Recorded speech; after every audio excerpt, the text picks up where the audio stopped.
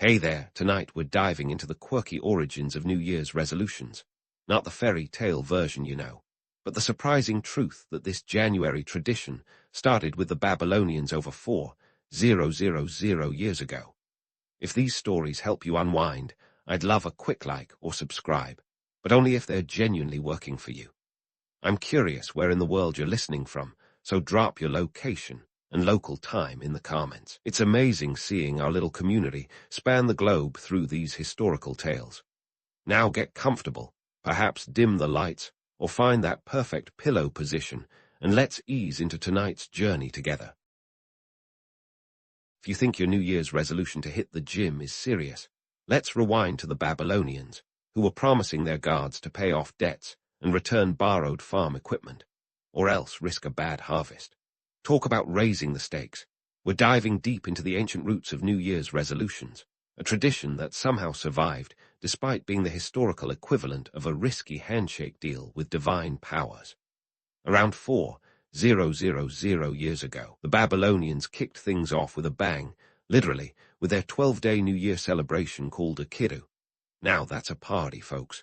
They didn't mess around with little promises like cutting carbs.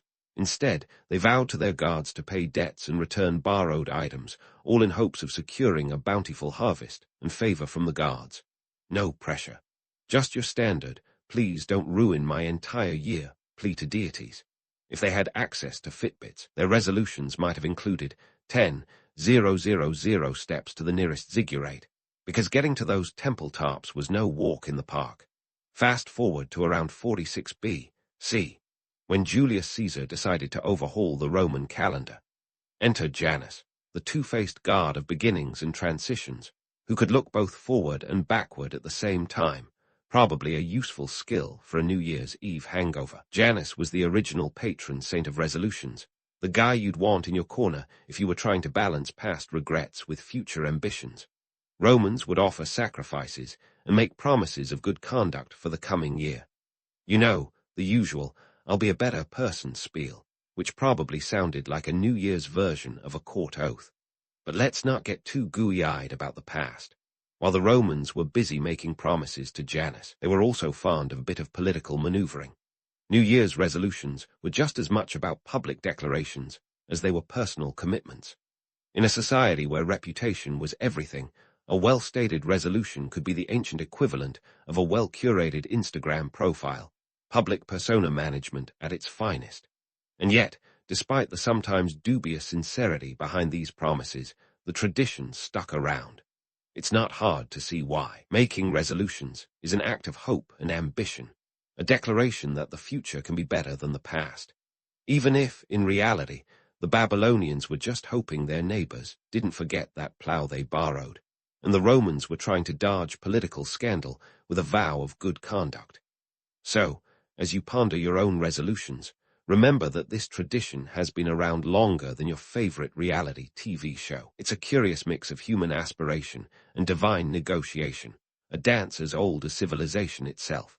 And maybe, just maybe, knowing that even ancient civilizations grappled with the pressure of New Year's promises can make your own seem a little less daunting. After all, at least you're not promising to return a borrowed oxen or risk divine wrath. That's one resolution we can all be thankful to leave in the past. So, as you ponder your own resolutions, remember that this tradition has been around longer than your favorite reality TV show. It's a curious mix of human aspiration and divine negotiation, a dance as old as civilization itself. And maybe, just maybe, knowing that even ancient civilizations grappled with the pressure of New Year's promises can make your own seem a little less daunting.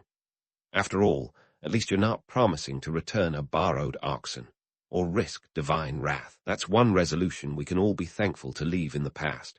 Now, let's catapult ourselves into the medieval era, where the concept of New Year's resolutions took on a decidedly knightly flair. Forget about swearing off desserts. These guys were all about chivalry and honor. Enter the peacock vows, an oath that, much like its avian namesake, was meant to be as grandiose as it was colorful. Picture this. Knights gathered in the flickering light of a medieval hall, pledging to uphold the virtues of courage, respect, and loyalty, all while feasting on the finest meats and ales. They'd swear to protect the innocent, uphold justice, and maybe, just maybe, avoid getting a new stain on their tunics.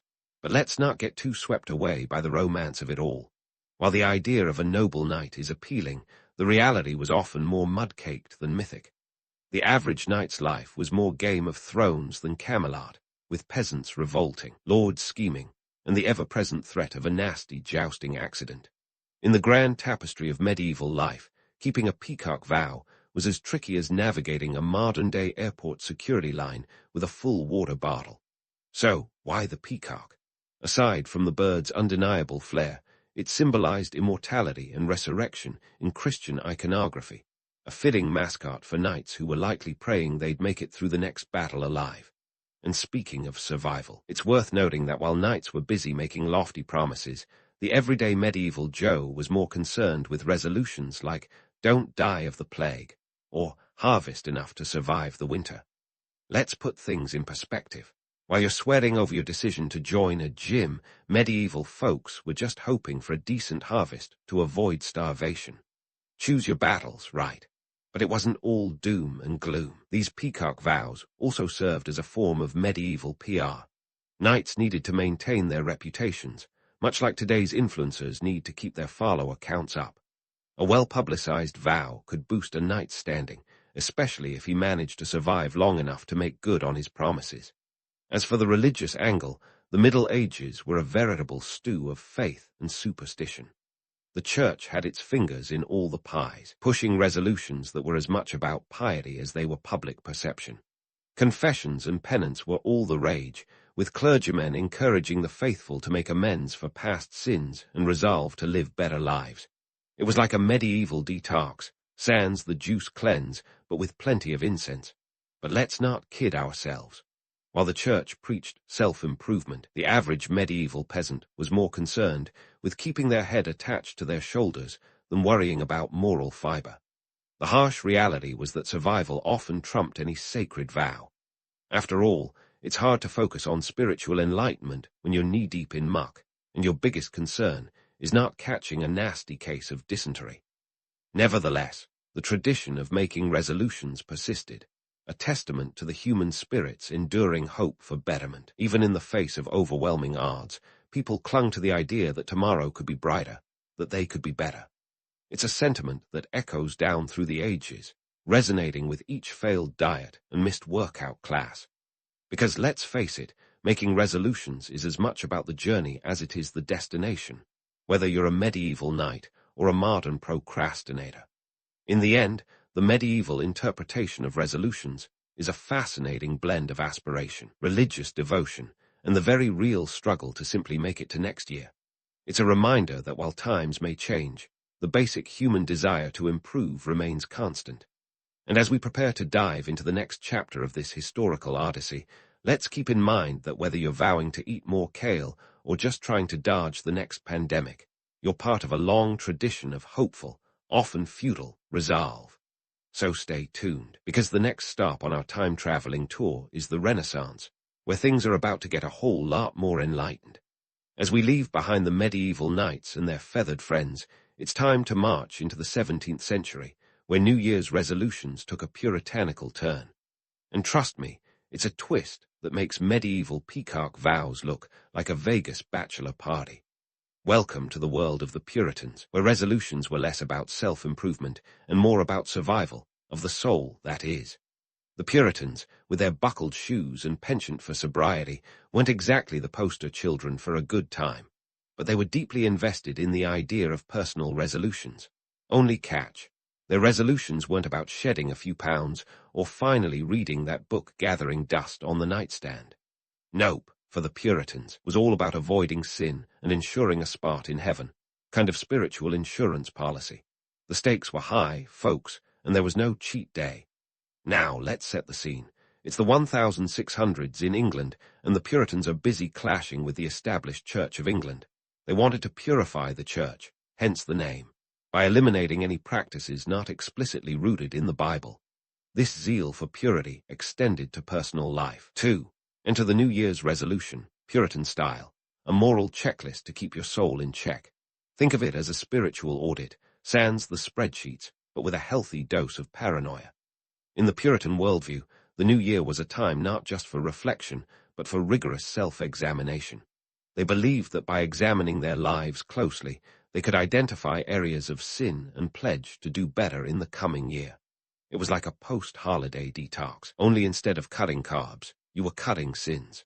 Imagine today's kale smoothie craze, but with a side of hellfire and brimstone. So, what kind of resolutions would a Puritan make? Well, they weren't exactly sharing their goals on social media, but we can take an educated guess. They likely resolved to attend church more regularly, to read the Bible more diligently, and to avoid immoral behavior like dancing, card playing, or anything remotely fun. It was a time when even a lively jig could get you side-eyed by your neighbors. And speaking of neighbors, community played a huge role in these resolutions.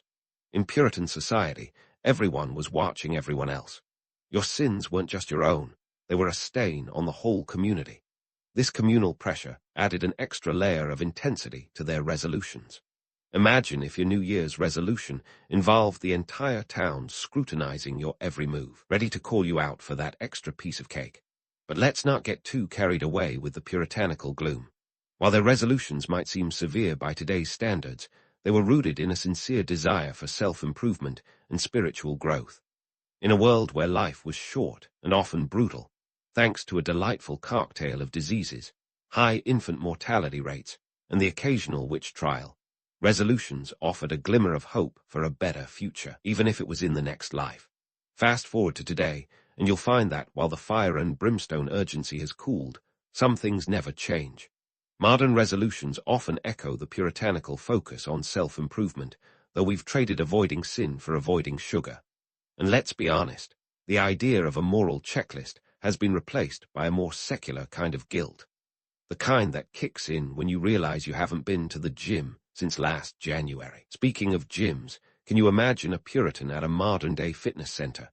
Picture John Winthrop, the first governor of the Massachusetts Bay Colony, awkwardly navigating a Zumba class. It's a hilarious thought, but it underscores a crucial point. While our resolutions have evolved, the fundamental human desire to do better remains the same. Yet, here's the rub. The Puritans had a degree of sincerity in their resolutions that's often lacking today. For them, it was a matter of eternal consequence. Break your resolution, and you're not just letting yourself down, you're risking eternal damnation. Today, failing a resolution usually results in little more than a shrug and a promise to try again next year. It's a different kind of accountability, one that's more forgiving but perhaps less motivating. And let's not forget the economic backdrop of the Puritan era. These were people who lived in a time when survival meant hard work and thriftiness. The economic reality was harsh. Agrarian societies were subject to the whims of weather, and a bad harvest could mean the difference between life and death. This economic pressure fed into their resolutions, which often focused on industriousness and frugality. In contrast, today's resolutions might involve spending less on lattes or splurging on a Peloton bike, luxuries unimaginable to a 17th-century Puritan. Despite the differences, the essence of resolutions as a hopeful gesture towards self-betterment persists. The Puritans, with their stern outlook and rigid morality, remind us that the desire to improve is as old as the tradition itself. They may have been Sama, but they were earnest, holding on to the belief that they could lead better lives through discipline and devotion. So, as we wrap up this puritanical chapter, let's appreciate the weight they gave to their promises. While we might laugh at the austerity of their resolutions, there's something admirable about their commitment to living up to their ideals. And while I'm glad we've traded in some of that severity for a more laid-back approach, there's a lesson to be learned from the Puritans' dedication. As we look ahead, we'll see how the Enlightenment brought a new dawn of reason and reflection, adding yet another layer to the ever-evolving tradition of New Year's resolutions. Stay tuned, because the Renaissance is about to shine a light on what it means to resolve anew. As the Renaissance cast its light over Europe, the concept of resolutions began to shift from the purely spiritual to something a bit more earthly. Enter the Enlightenment, where reason started to edge out religious dogma in the great game of life improvement. But let's not kid ourselves. As much as the age of reason brought about a thirst for knowledge, it also laid the groundwork for something a bit more commercial, the modern New Year's resolution. Fast forward to the 19th century, an era that was as industrious as it was inventive. The Industrial Revolution was revving up its engines, and with it came a seismic shift in how people lived and worked. Suddenly, society was less about surviving the winter and more about clocking in at the factory. But humans being human, they still wanted to be better versions of themselves. Only now they had print media to remind them of it. Newspapers, those purveyors of both information and societal pressure, quickly noticed that resolutions had an audience. By the mid-1800s, you'd find articles encouraging readers to make promises for the new year, offering everything from moral guidance to practical advice. But not all of it was as earnest as the Puritans would have liked. A New York Times article from 1853 poked fun at resolutions, suggesting they were more about self-flattery than self-betterment. A little cheeky, perhaps, but it wasn't far off the mark. As the 20th century rolled in, the advertising industry caught wind of this annual tradition and saw dollar signs. Resolutions were ripe for commercialization, and advertisers were eager to capitalize. By the 1920s, the burgeoning consumer culture was in full swing, and resolutions were no longer just about moral improvement. They were about buying products that promised a better you. It was brilliant, really. Convince people they needed to change, then sell them the solution. From weight loss pills to self-help books, everything was marketed as the key to a new and improved self. And so, resolutions evolved from a simple vow to a sophisticated marketing scheme. Print media wasn't the only player in this game. As radio and later television became household staples, they brought with them a tidal wave of advertising. By the 1950s, you couldn't watch a TV show without being bombarded with ads promising a better life through better products. Resolutions were now about self-indulgence disguised as self-improvement, a subtle shift that would shape the tradition for decades to come. Need to lose weight? Buy this shake. Want more energy? Pop this pill. Looking for love? Try this cologne. It was a consumer's paradise and a marketer's dream. The economic context of this transformation is crucial. The post-World War Roman II boom gave rise to a middle class with disposable income, a perfect target for resolution-themed marketing. In 1955, the average American household income was around $5,000, and families were spending more on leisure and personal care than ever before. With this newfound financial freedom, people were eager to invest in themselves, and advertisers were more than happy to supply the means. Yet, let's not be too cynical. While commercialization may have added a layer of self-indulgence, it also democratized self-improvement. Suddenly, resolutions weren't just for the pious or the rich, they were for everyone. And as the 20th century progressed, resolutions became less about lofty moral goals and more about practical, attainable objectives. By the 1980s, surveys showed that the most common resolutions involved quitting smoking, losing weight, and saving money, goals that were as mundane as they were universal. But let's take a step back and debunk the myth of the resolution as a purely noble endeavor. While the tradition is often romanticized as an annual ritual of self-reflection, it's also a product of its time, a mirror reflecting society's evolving values and priorities. And if that mirror sometimes shows us a less than flattering image, perhaps that's just part of the human condition. After all, resolutions are as much about our aspirations as they are about our insecurities. By the late 20th century, resolutions had firmly planted themselves in the realm of popular culture, with everyone from opera to doctor, Phil weighing in on how to achieve them. Self-help became a billion-dollar industry, and resolutions were its bread and butter. But with that came a certain commercialization of self-worth. The idea that you could, and should, buy your way to a better self was both empowering and a bit insidious. Yet, despite the commercialization, or perhaps because of it, resolutions have endured. They've become a cultural phenomenon, a testament to the enduring human desire to be better, even if that better version comes with a price tag. And in a world where everything seems to change at breakneck speed, the tradition of making resolutions offers a semblance of continuity, a ritual that connects us to a past as old as civilization itself. As we pause to consider the journey of New Year's resolutions through the 19th and 20th centuries, it's clear that while the means may have changed, the end goal remains the same: to usher in a new year with hope and ambition. And although this chapter has shown us how resolutions became a commercial juggernaut, there's still more to uncover. We've only scratched the surface of how these annual promises have morphed into what they are today. So stay tuned, because the story isn't over yet.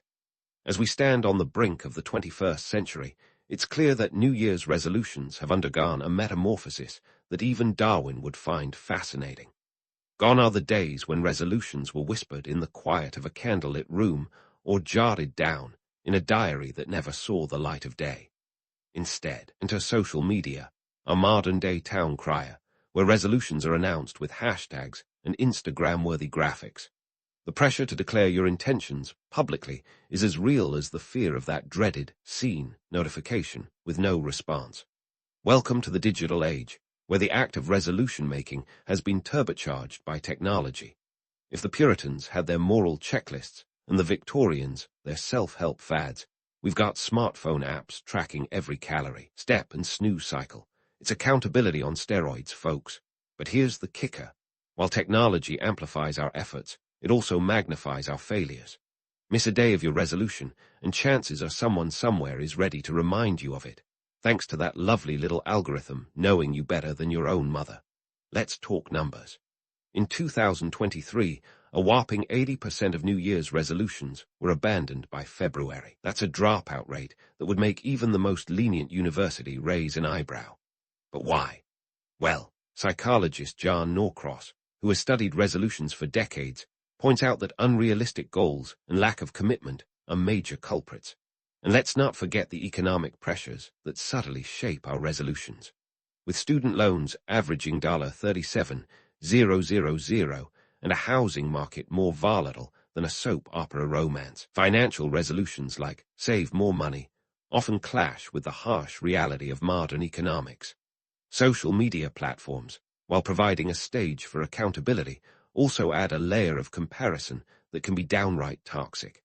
Ever scrolled through your feed, only to find everyone else seemingly crushing their goals while you're still in bed, debating whether to put on pants?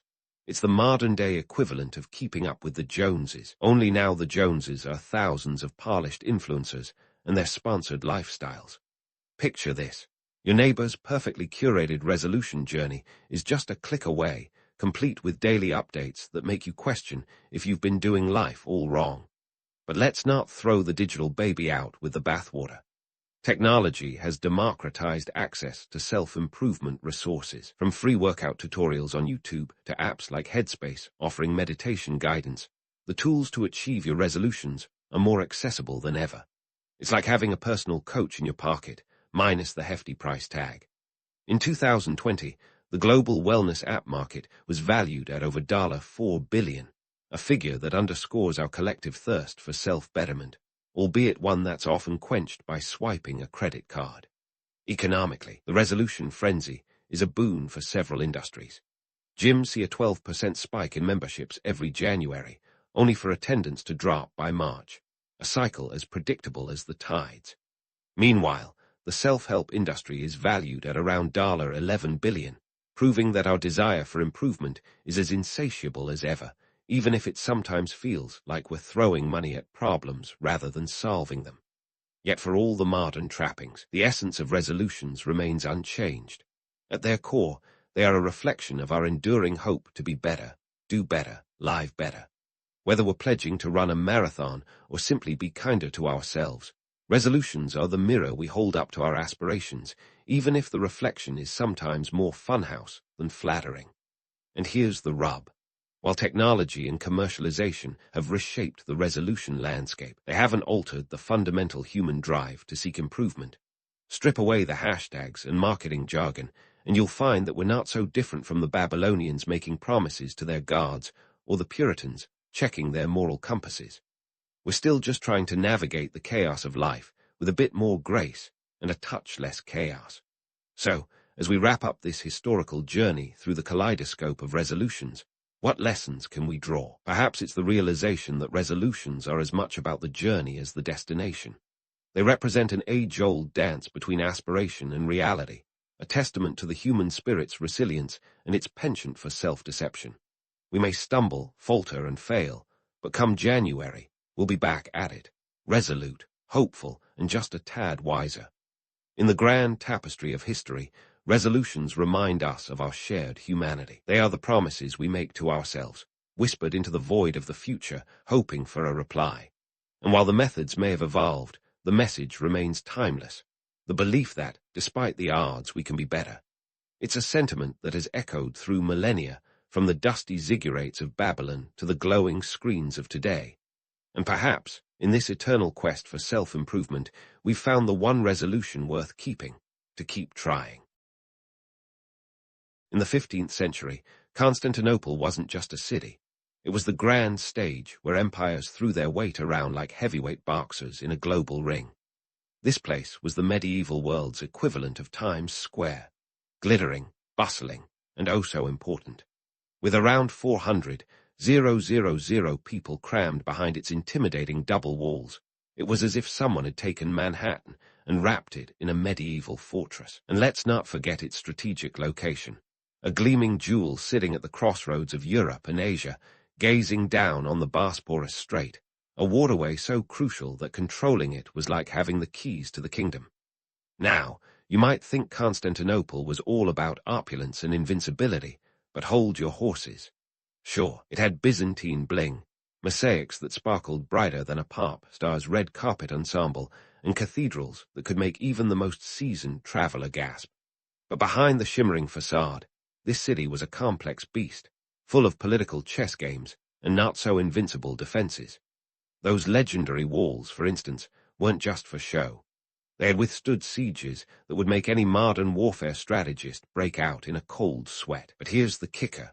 They weren't impenetrable. More on that later. Let's set the scene in the 1400, a time when Europe was too busy dealing with its own dramas to pay much attention to Constantinople's plight. Picture this. England and France were locked in the 100 Years' War, a conflict that managed to make Thanksgiving dinner debates look tame. Meanwhile, the Holy Roman Empire was, well, it was neither Holy Roman nor much of an empire by then, but it was doing its own thing. The papacy was more focused on theological spats than on saving Constantinople from the looming Ottoman threat. Ah, the Ottomans. Their empire was rising like a plot twist in a summer blockbuster, and they had their eyes firmly set on Constantinople. By the mid-15th century, Sultan maimed Roman II, a young ruler who wasn't just ambitious, but also had a penchant for military innovation, was ready to give the city a run for its money. He was the kind of guy who thought outside the box, or outside the walls, if you will. But we'll get to his ingenious tactics in due time. Back on the political chessboard, Constantinople was more of a pawn than a king. The Byzantine Empire, once a titan of the medieval world, had seen better days. Its territory had shrunk faster than an ice cube in summer, and its coffers weren't exactly overflowing. The empire was a shadow of its former self, relying on its glory days to keep up appearances, much like a child star trying to make a Hollywood comeback. Emperor Constantine Roman XI, a man with a name that echoed past glories, was left to defend his city with a dwindling army and limited resources. The odds were about as fair as a rigged carnival game. So why did Constantinople matter so much? Well, controlling the city was like having the best toll booth in history. It was the gateway between East and West, and whoever held it could choke trade routes at will, exacting tolls like a medieval highway robber.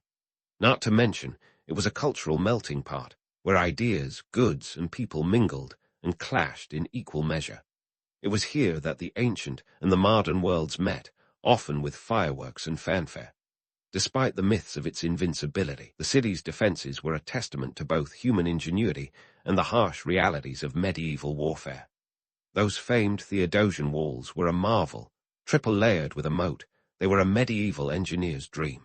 But the truth was, the walls were only as good as the soldiers defending them, and by the 15th century, the Byzantine military was more about spirit than numbers. The city itself was a labyrinth of streets and alleys, more tangled than a conspiracy theory, providing both refuge and risk. And let's not romanticize the idea of Constantinople as the ultimate fortress. Sure, it was a marvel of medieval engineering, but it wasn't immune to the whims of fate or the relentless march of history. The siege of 1453 was coming, and it would reveal just how much the city was a product of its time, a glittering jewel, Yes, but one sitting precariously on the edge of a new era. But let's not get ahead of ourselves. To truly appreciate the drama about to unfold, we need to meet our main characters.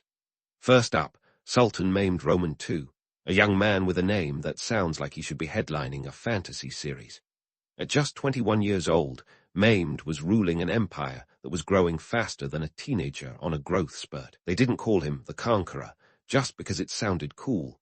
The guy had ambitions bigger than his empire's borders. Imagine being in your early 20s and not only commanding an army, but also plotting to take down one of the most legendary cities in history. Most people his age were probably just trying to remember if they'd done their chores. Maimed was a visionary with an eye for military innovation. He wasn't just thinking about how to knock down walls, he was thinking about how to change the game entirely. Enter the mighty cannon, the technological marvel of its time, a behemoth with a barrel longer than a school bus. This wasn't just any cannon, it was the Orban Bombard, crafted by a Hungarian engineer named Orban, because who else would you trust with a job like this? It could lob a 600-pound stone ball over a mile. Talk about heavy artillery. It wasn't just a weapon, it was a statement. Maimed was saying, the old ways aren't good enough anymore, and I'm here to prove it. Meanwhile, over in Constantinople, Emperor Constantine Roman XI was having what you might call an existential crisis. Imagine being the last emperor of a once mighty empire, with the weight of history pressing down on you like a giant thumb. Constantine Roman XI wasn't just fighting for his city, he was fighting for the legacy of the Byzantine Empire. And let's face it, the cards he was dealt were more like a losing poker hand than a royal flush. His army was small, some estimates say around 7,000 soldiers, a mix of Greeks and a few mercenary troops. To put it mildly, he was outgunned and outmanned. If Maimed was the young upstart with a shiny new toy, Constantine was the underdog trying to keep his kingdom from collapsing like a house of cards. Inside the Byzantine court, the mood was about as cheery as a rainy Monday morning. Desperation was the word of the day, but hope wasn't entirely absent. The Byzantines were hoping for a miracle, the kind that might involve divine intervention or, at the very least, some unexpected help from their Western neighbors. But remember, Europe had its own soap operas playing out, and the cavalry wasn't exactly racing to Constantinople's rescue. It was like waiting for a bus that wasn't scheduled to come. The looming siege was a reality no one could ignore. The city braced itself, much like a boxer entering the ring knowing they're facing a heavyweight champion. The defenses of Constantinople, those fabled Theodosian walls, were legendary, sure, but they were only part of the story. The Byzantines had to contend with the fact that Maimed wasn't just bringing his A-game, he was bringing a whole new playbook. The cannon was a game-changer, an innovation that promised to turn the tide of siege warfare. But here's the thing, having the biggest cannon didn't guarantee victory. It was about how you used it, and Maimed was about to show just how far he'd go to ensure his victory. This wasn't just a battle of armies. It was a clash of eras. The medieval defenses of Constantinople were up against the burgeoning modernity of the Ottoman war machine. Maimed wasn't just looking to conquer a city. He was aiming to usher in a new age, one where the Ottomans could sit at the top of the geopolitical food chain. For Constantine, it was about survival, about holding onto the glimmers of a once great empire. The stakes were existential, and the tension was palpable. As the siege drew nearer, the question wasn't just what would happen when Maimed's forces arrived. It was what future lay in store for a world on the brink of transformation. In the grand scheme of things, this wasn't just another siege. It was the beginning of the end for a city that had stood as a beacon of civilization for over a millennium. But despite the odds, or perhaps because of them, the drama of this epic showdown was only just beginning. As the pieces fell into place, one thing was clear. The fall of Constantinople would be more than a historical footnote. It would be a defining moment, a turning point that would echo through the ages, reshaping the map and altering the course of history forever. As the Ottoman forces descended upon Constantinople, it was clear the city was about to host one of history's most dramatic sieges. No need for Netflix here. This 53-day showdown had all the elements of a binge-worthy series. Engineering marvels, strategic blunders, and enough diplomatic intrigue to fill a season of House of Cards. Let's kick things off with the Ottoman ingenuity that set this siege apart. Sultan Mehmed Roman II wasn't twiddling his thumbs while waiting to knock on Constantinople's doors. No, he was orchestrating a military symphony. Picture this: towering siege engines, massive mobile structures designed to bypass those legendary Theodosian walls. These were no IKEA flat-pack projects. They required serious manpower and resources. The Ottomans were constructing these behemoths faster than you could say medieval skyscraper. But wait, there's more. Mehmed wasn't just relying on muscle, he had brains in the mix too. The Ottomans built their own road. Yes, a literal road, to transport their ships overland, circumventing the Byzantine chain that blocked the Bosporus. Talk about thinking outside the waterway. It was an engineering feat that left the Byzantines scratching their heads, wondering what sorcery had allowed ships to sail on grass. While the Ottomans were busy rewriting the rules of warfare, the Byzantines weren't exactly sitting ducks.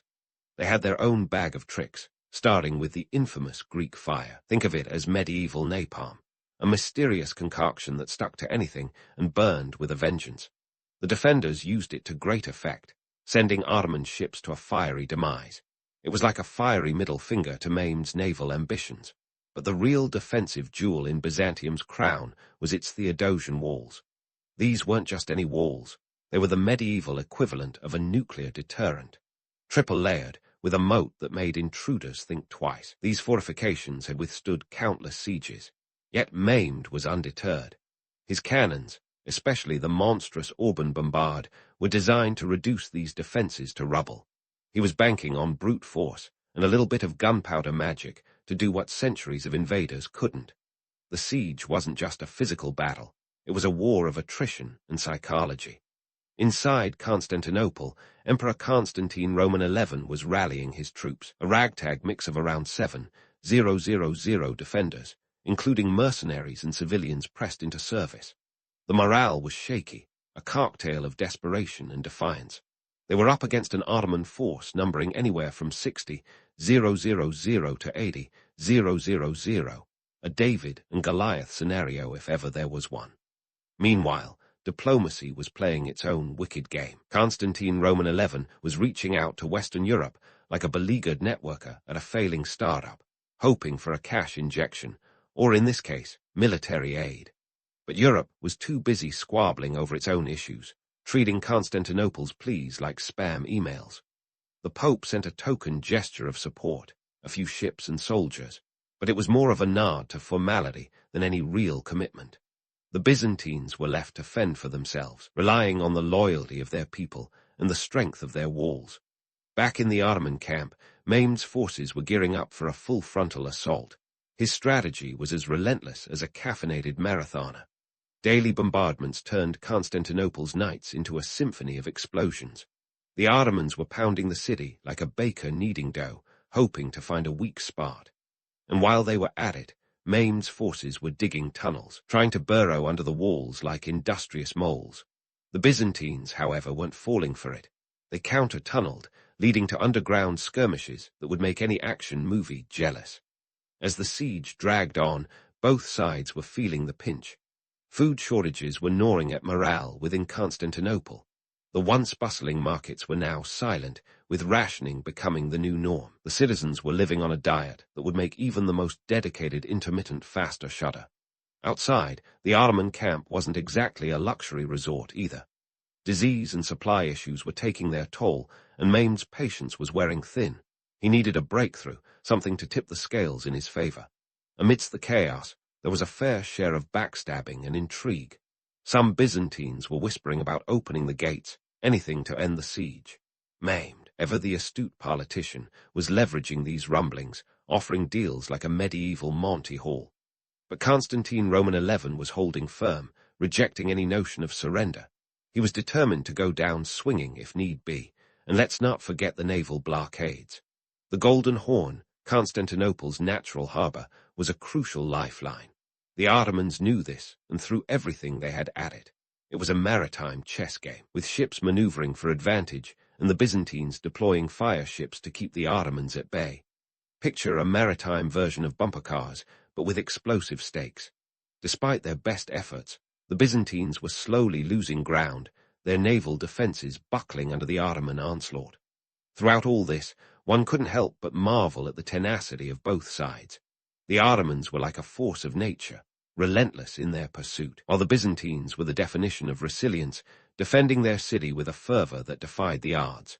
It was a clash of wills, an epic showdown that was as much about pride and legacy as it was about territory. As the siege wore on, it became clear that Constantinople was a city caught in the teeth of history. The sounds of battle echoed through its streets, a constant reminder of the stakes at play. But even as the walls trembled and the cannons roared, the spirit of the city remained unbroken. This was more than a siege. It was a battle for the soul of an empire, a defining moment that would reverberate through the ages. The drama wasn't over yet, not by a long shot. As the siege entered its final stages, both sides were gearing up for a showdown that would determine the fate of Constantinople.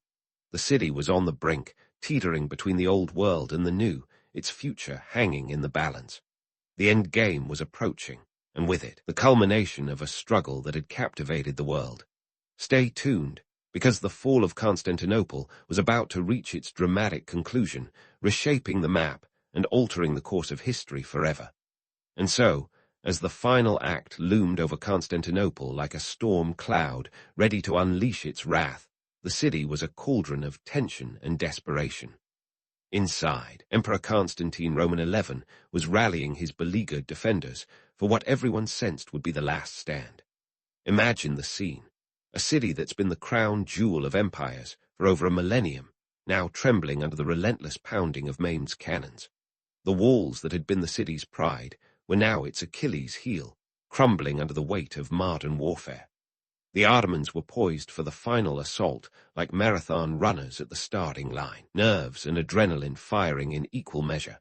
Maimed Roman II, the young sultan with dreams as vast as his empire, was about to make a dramatic entrance into history. His artillery had done its job, battering the Theodosian walls until they were more sieve than fortress. But in the end, it wasn't just about breaking walls. It was about breaking the spirit of Constantinople.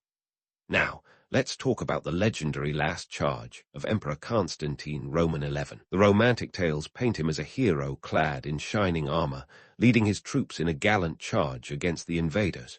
It's the kind of story that gives you goosebumps, but like most legends, it's a blend of truth and embellishment.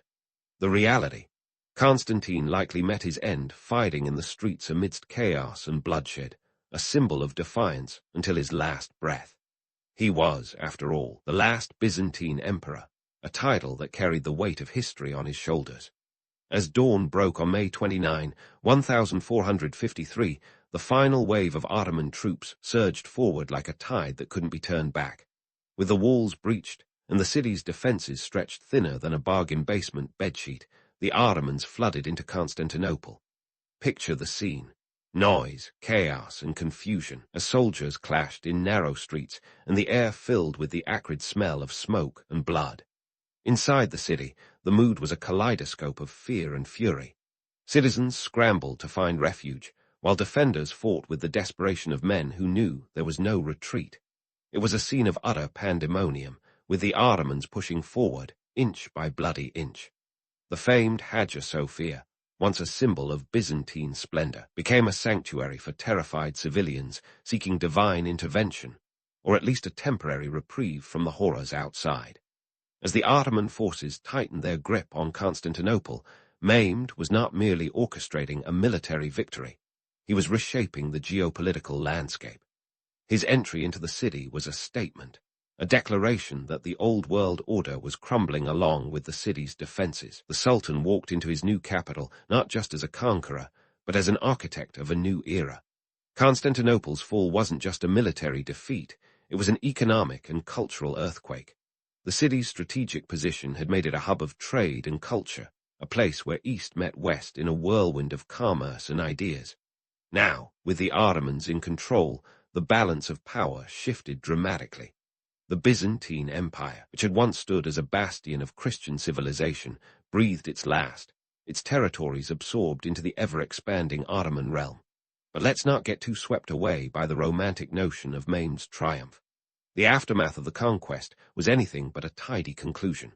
For the city's inhabitants, it was a time of upheaval and uncertainty.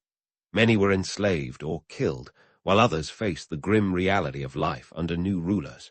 The city's demographics shifted, and its identity transformed, becoming an Ottoman stronghold rather than a Byzantine capital. Meanwhile, Mehmed set about consolidating his victory. He worked to restore and repopulate the city, inviting people from across his empire to settle in Constantinople. It was a pragmatic move, aimed at revitalizing the city and ensuring its place as the heart of Ottoman power. The Hagia Sophia was converted into a mosque, potent symbol of the city's new rulers and the shifting tides of history. As for the myth of Constantine's last stand, it's tempting to romanticize his death as a noble sacrifice. But the truth is more complex. His death marked the end of an era, the final chapter in the long and storied history of the Byzantine Empire. In the grand scheme of things, it was a moment of transition, a bridge between the medieval and the modern. So, what do we take away from this dramatic tale? The fall of Constantinople was more than a military conquest. It was a watershed moment that reshaped the world. It marked the rise of the Ottoman Empire as a dominant force and signaled the beginning of a new chapter in global history. The city's fall was a reminder that even the mightiest fortresses and empires are not immune to the relentless march of time and innovation. In the end, the siege of Constantinople wasn't just a battle for a city. It was a struggle for the future, a clash of civilizations that reverberated through the ages. And while the walls may have crumbled, the legacy of what transpired lives on, a testament to the power of ambition, innovation, and the unyielding human spirit. As we look back on this pivotal moment, we're reminded that history is not just a series of dates and events, but a tapestry of stories that continue to shape our world today. Stay tuned, because the story of Constantinople's fall is far from over, and there are still many threads to unravel in this epic tale. But let's not kid ourselves. The fall of Constantinople was less an end and more of a dramatic curtain rise for the Ottoman Empire, which was about to strut its stuff on the world stage. Imagine Mehmed Roman II as a young virtuoso conductor, orchestrating the next act of history with Constantinople as his gleaming baton. It was 1453, and the Ottoman Empire was suddenly the hardest ticket in town, with its borders stretching like a cat in the sun, from the depths of Anatolia to the bustling heart of the Balkans. This seismic shift didn't just mean new rulers, it meant a whole new way of doing business. The Ottoman Empire, with its strategic grip on the Bosporus, became the gatekeeper of the Silk Road. Picture the world's trade routes converging like highways at rush hour, with the Ottomans collecting a toll that would make any modern-day toll booth operator green with envy. This was a big deal, folks. We're talking about trade routes that funneled silk, spices, and all manner of exotic goods from Asia to Europe. If you wanted a piece of the action, you'd better be ready to pay the piper, or in this case, the Sultan. Now, about those trade routes. The fall of Constantinople was the historical equivalent of someone flipping the monopoly board. The Venetians, the Genoese, and all those merchant republics that had been navigating the Mediterranean like it was their personal yacht club suddenly found themselves at the mercy of the Ottoman Empire's trade policies. The Ottomans weren't just interested in skimming the cream, they wanted the whole milkshake. This led to a scramble for new routes, and let's just say it put the age of exploration. Cue the European maritime nations. With the Mediterranean looking less like a golden goose and more like a fortified pen, countries like Portugal and Spain turned their compasses westward, across the vast and uncharted Atlantic. It was a bold move, a bit like deciding to ditch your GPS and navigate by the stars. But it paid off in spades, ushering in the era of global exploration. Christopher Columbus, Vasco da Gama, Ferdinand Magellan. These names might not have sailed into history if the Ottomans hadn't slammed the door on the old trade routes. Talk about unintended consequences. But let's not give Mehmed and his successors all the credit or blame. The cultural impact of the fall of Constantinople was just as profound. The city, renamed Istanbul, became a vibrant tapestry of cultures, ideas, and religions woven together under Ottoman rule. It was a melting pot that made Manhattan look like a small-town potluck. The Ottomans were savvy rulers, and they understood that diversity was their strength. By encouraging immigration and allowing a degree of religious tolerance, they turned Istanbul into a cosmopolitan hub of innovation and artistry. And let's not forget the Greek scholars who fled the city ahead of the Ottoman advance. These intellectual refugees carried with them the texts and teachings of the ancient world, setting up shop in the courts and universities of Renaissance Italy. Picture a brainy exodus that lit the spark of the European Renaissance. Without that influx of ancient wisdom, Leonardo da Vinci might have been stuck doodling in the margins of history instead of painting the Mona Lisa. The Ottomans might have conquered Constantinople, but they inadvertently gave Europe the jolt it needed to leap into the modern era. Of course, with every great historical event comes a tangle of myths and legends, and the fall of Constantinople is no exception. Take, for instance, the tale of the city's last emperor, Constantine Roman XI. Legend has it he turned to marble when the Ottomans breached the walls, destined to rise again when the city is reclaimed. It's the kind of myth that keeps storytellers busy and historians skeptical. But let's face it, the truth is often less glamorous. Constantine Roman XI likely died in the chaotic melee, his body never identified. And what about the iconic Hagia Sophia? Its conversion from a cathedral to a mosque is often cited as a symbol of cultural conquest. But here's the kicker. The Ottomans didn't just repurpose it. They preserved it. They understood its value as a masterpiece of architecture and a testament to human achievement, and they treated it with the reverence it deserved. It was a pragmatic move that underscored their knack for combining respect for the past with an eye on the future. So, why does the fall of Constantinople still capture our imaginations? Maybe it's the drama of it all, the clash of civilizations, the end of an empire, the dawn of a new age. Or perhaps it's because this story, with its blend of tragedy and triumph, speaks to the human condition. It's a tale of resilience and reinvention, of the old giving way to the new. And isn't that what history is all about? The past, after all, isn't just a collection of dusty dates and obscure names. It's a living, breathing narrative that shapes our present and informs our future. The fall of Constantinople was more than just a change of address for the Byzantine Empire. It was a tectonic shift that sent ripples across the globe, altering the course of history in ways that still reverberate today. So the next time you marvel at a Renaissance painting or read about the age of exploration, remember to tip your hat to Constantinople. It might have fallen, but its legacy, that's still standing tall. And with that, dear listeners, we've reached the end of our journey through the annals of history. Until next time, keep questioning, keep exploring, and above all, keep turning the pages of our shared human story. In the frozen grip of a Scandinavian winter, where daylight is more of a vague suggestion than a reality, the Norse had a unique solution to combat the dark. Throw a party so wild that even Odin himself would take notice. That's right, we're diving into the frosty depths of Yule, a festival that's less about quaint carols and more about feasting, drinking, and burning logs the size of Viking ships. Okay, maybe not quite that big, but you get the picture. This was a celebration that combined survival tactics with a healthy dose of merrymaking, a winter warm-up that would put your office holiday party to shame. Now, let's talk about the guest of honor, Odin, the All-Father. He wasn't just the head honcho of the Norse pantheon, but also the god of wisdom, war, and all things mysterious. During Yule, the Vikings believed Odin would roam the earth on his 8-legged steed, Sleipnir. Picture Santa, but swap the reindeer for an arachnid-inspired horse and the sack of toys for a spear. Odin's reputation for bringing gifts or curses meant the Norse were keen to stay on his good side. Hence, the grand festivities. Feasting was central to Yule, and when I say feast, I mean a banquet that'd make a cruise ship buffet look like a sad salad bar. We're talking entire roasted boars, endless ales, and enough mead to float a longship. This wasn't just about gluttony, though it certainly didn't hurt. It was a communal effort to ensure the survival of the community through the harsh winter months. The economic implications were significant. Livestock slaughtered during Yule provided meat for the feast and lightened the feed burden. In a time when resources were scarcer than a sunny day in Norway, this was a practical move wrapped in holiday cheer. Now, onto the main event, the Yule log. Forget the chocolate version you might see on your Instagram feed. We're talking about a hunk of wood so massive that it required a team of burly Vikings to haul it into the Great Hall. This log was meant to burn for the entirety of the Yule festivities, sometimes upwards of 12 days. Yes, you heard that right. Nearly 2 weeks of fire, food, and festivities.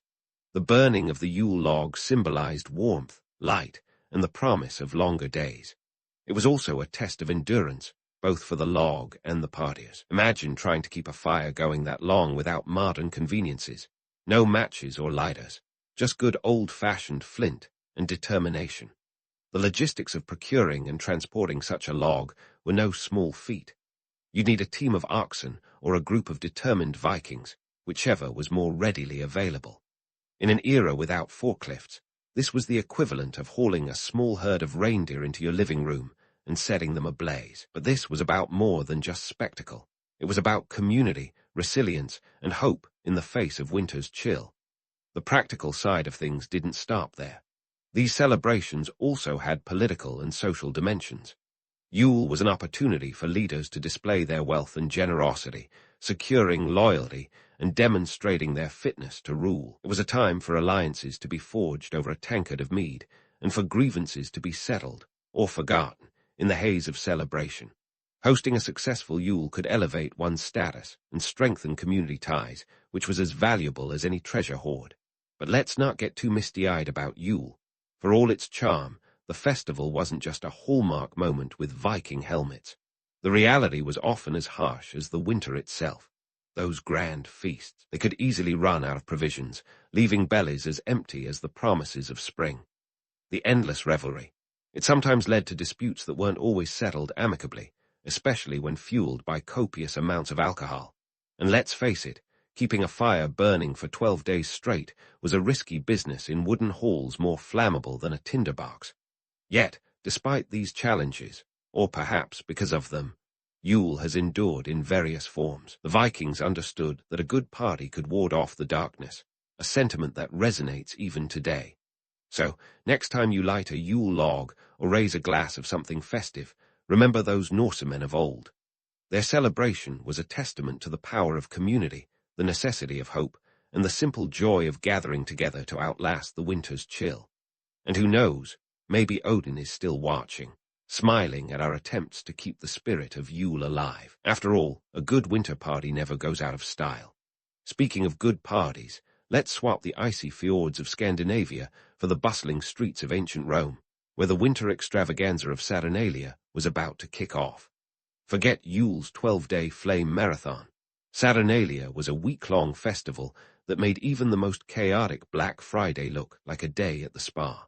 From December 17th to the 23rd, Roman Empire turned its world upside down in honor of Saturn, the god of agriculture and time. Picture a city where social norms were flipped on their heads and everyone, from senators to slaves, was ready to let loose in a toga-clad frenzy. Let's start with the wildest part, role reversal. During Saturnalia, slaves and masters swapped places. Yes, you heard that right.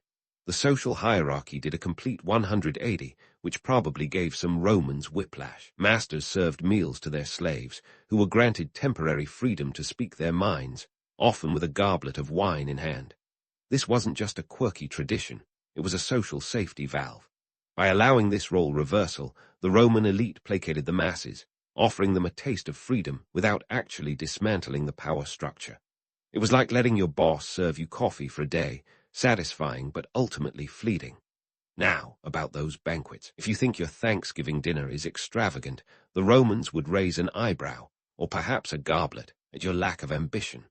Saturnalia feasts were the stuff of legend, with tables groaning under the weight of roast meats, exotic fruits and pastries galore. The cost, astronomical. A typical Roman banquet might set you back around 100,000 sestertii, roughly equivalent to $15,000 today. For the Romans, food was more than sustenance. It was a statement of wealth and power. The richer the spread, the higher the host's status climbed. And don't even get me started on the wine. Let's just say Bacchus was their unofficial festival mascot. But why all the excess? The economic implications were as vast as the empire itself. Saturnalia wasn't just an opportunity for revelry, it was a political tool. By hosting lavish banquets, Roman elites reaffirmed their status and secured loyalty among their peers and dependents. In a society where political alliances were as fickle as the weather, a well-timed feast could cement one's position or even tip the scales in a power struggle. The emperors, ever calculating, used Saturnalia to curry favor with the populace. offering gifts and monetary donations in a public relations masterstroke that would make modern politicians green with envy. And speaking of emperors, even the likes of Nero and Caligula couldn't resist a good Saturnalia party. These infamous rulers were known for their love of excess, and Saturnalia gave them the perfect excuse to indulge. Nero reportedly gifted the people with lavish presents, such as gold coins and exotic animals, while Caligula, ever the eccentric, supposedly let his pet horse attend banquets, possibly the ancient equivalent of bringing a +1 to a dinner party. It was a time when the Roman elite could let their hair down, metaphorically speaking, and engage in the kind of debauchery that would make tabloid headlines today. Yet, as with all great parties, Saturnalia had its myths and realities. The romantic notion of a week-long utopia where everyone got along, more like a temporary truce in an ongoing class war. While the role reversal offered a brief respite for slaves, it didn't change their reality. The feasts and gifts, though generous, were fleeting pleasures in a society marked by stark inequalities.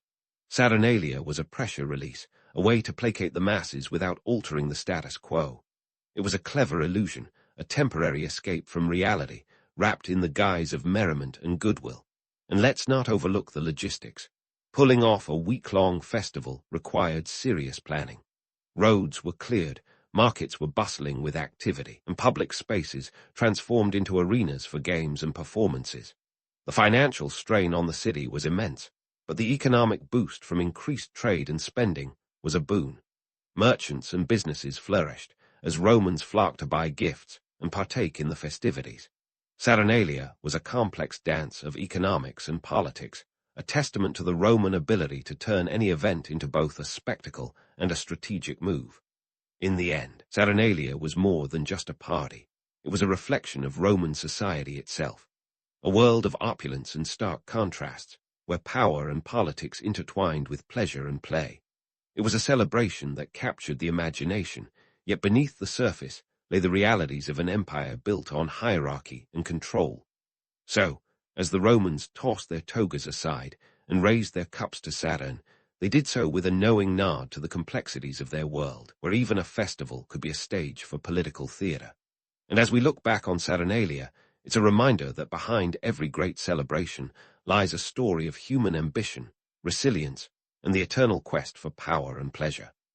Meanwhile, as the Romans were busy turning Saturnalia into a week-long toga-clad circus, the Byzantine Empire was crafting its own winter wonderland, complete with glittering mosaics and a hefty side of theological intrigue. The Byzantines, ever the masters of blending tradition with innovation, took the winter celebrations of their predecessors and gave them a fresh coat of imperial polish. But don't let those shimmering icons fool you. Beneath the gold leaf and incense, things were as complex and gritty as a Byzantine political scandal. You see, in the Byzantine Empire, winter festivities were a grand tapestry woven from both Christian and pagan threads. By the time the empire hit its stride around the 4th century, Christianity had been embraced as the state religion. Yet, like a Byzantine mosaic, the Christian celebrations were inlaid with the vibrant colors of older pagan rituals. Celebrations of the Nativity, or Christmas as we know it, were taking shape, but they shared the stage with remnants of the Roman Saturnalia and the older Greek traditions. Talk about a party where you're never quite sure if you're supposed to be singing hymns or lighting bonfires. Now, let's talk economics because, surprise, surprise, even back then, winter cheer came with a price tag.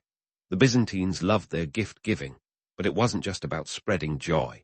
It was a strategic move with a side of social climbing.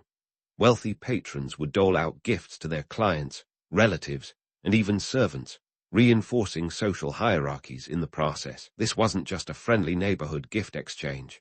Think of it as a medieval LinkedIn, where a well-chosen gift could secure your status or open doors to new opportunities.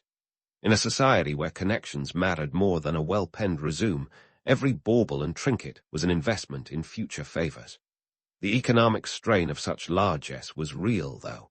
For the average Byzantine, keeping up with the Joneses, or in this case, the Komnenoses, could mean the difference between a comfortable winter and one spent counting coppers. This kind of financial gymnastics was especially prevalent among the middle and upper classes, where the pressure to display wealth and generosity was as relentless as a Byzantine tax collector. The emperor himself set the tone, often distributing gifts and coins to the populace, a gesture that was part public relations and part divine right. After all, an emperor who appeared benevolent was one who could stave off unrest, at least until spring. But don't let the opulent facade of the imperial court fool you into thinking it was all silk and spices. Those Byzantine mosaics might shine bright, but they also mask a reality as hard as the stones they're made from. The empire was a place of stark contrasts, where the wealth of Constantinople was juxtaposed with the poverty of its rural hinterlands. While the elite feasted in their gilded halls, peasants in the provinces might find their winter tables as bare as a monastery's pantry during Lent. The glittering capital was a world apart, a cosmopolitan center that drew wealth and talent from across the Mediterranean, while the rest of the empire often struggled to keep up. And yet, for all its harshness, the Byzantine winter festival season was a time of hope and renewal. It was a chance for the empire to come together, to celebrate survival in a world that was as unpredictable as an imperial succession. Charity played a central role in this, with the church taking up the mantle of distributing alms and providing for the needy.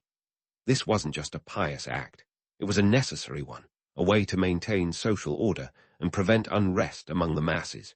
In a society that prized stability above all else, the act of giving was as much a political tool as a religious duty.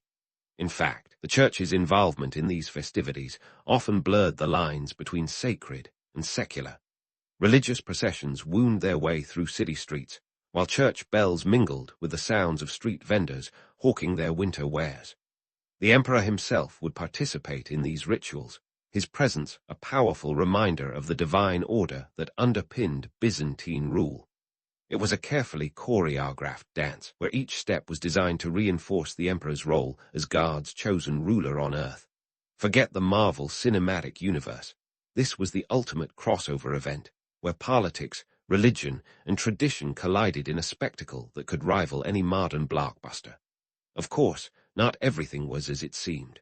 The romantic notion of a harmonious Byzantine empire, united under a common faith and purpose, is more myth than reality. In truth, the empire was a patchwork of cultures, languages, and beliefs, held together by the thinnest of threads. The winter festivities, with their blend of pagan and Christian elements, were a reflection of this diversity, a reminder that beneath the surface of unity lay a world as multifaceted as the empire's famous mosaics. And let's not forget the personal politics at play during these celebrations. Behind the scenes, courtiers jockeyed for position, seeking favor with the emperor or plotting their next power move. The Byzantine court was a veritable snake pit, where alliances shifted with the seasons, and a well-timed gift could be the key to advancing one's career or saving one's neck. It was a place where the stakes were as high as the Hagia Sophia's dome, and where the winter festivities served as both a distraction and an opportunity for the ambitious. In the end, the Byzantine winter celebrations were a microcosm of the empire itself, a world of glittering beauty underpinned by gritty reality. It was a time of contrasts, where the sacred and the secular mingled, where generosity and greed walked hand in hand. Yet for all its complexity, the Byzantine approach to winter was a testament to the resilience and adaptability of its people. They understood that in a world as uncertain as theirs, sometimes all you could do was light a candle, share a meal, and hope for brighter days ahead. As we prepare to leave the lavish halls of Byzantium behind, keep in mind that this was a society that thrived on paradox and contradiction. The splendor of its winter celebrations masked a world of political intrigue and economic hardship, a dance of light and shadow that continues to captivate our imagination.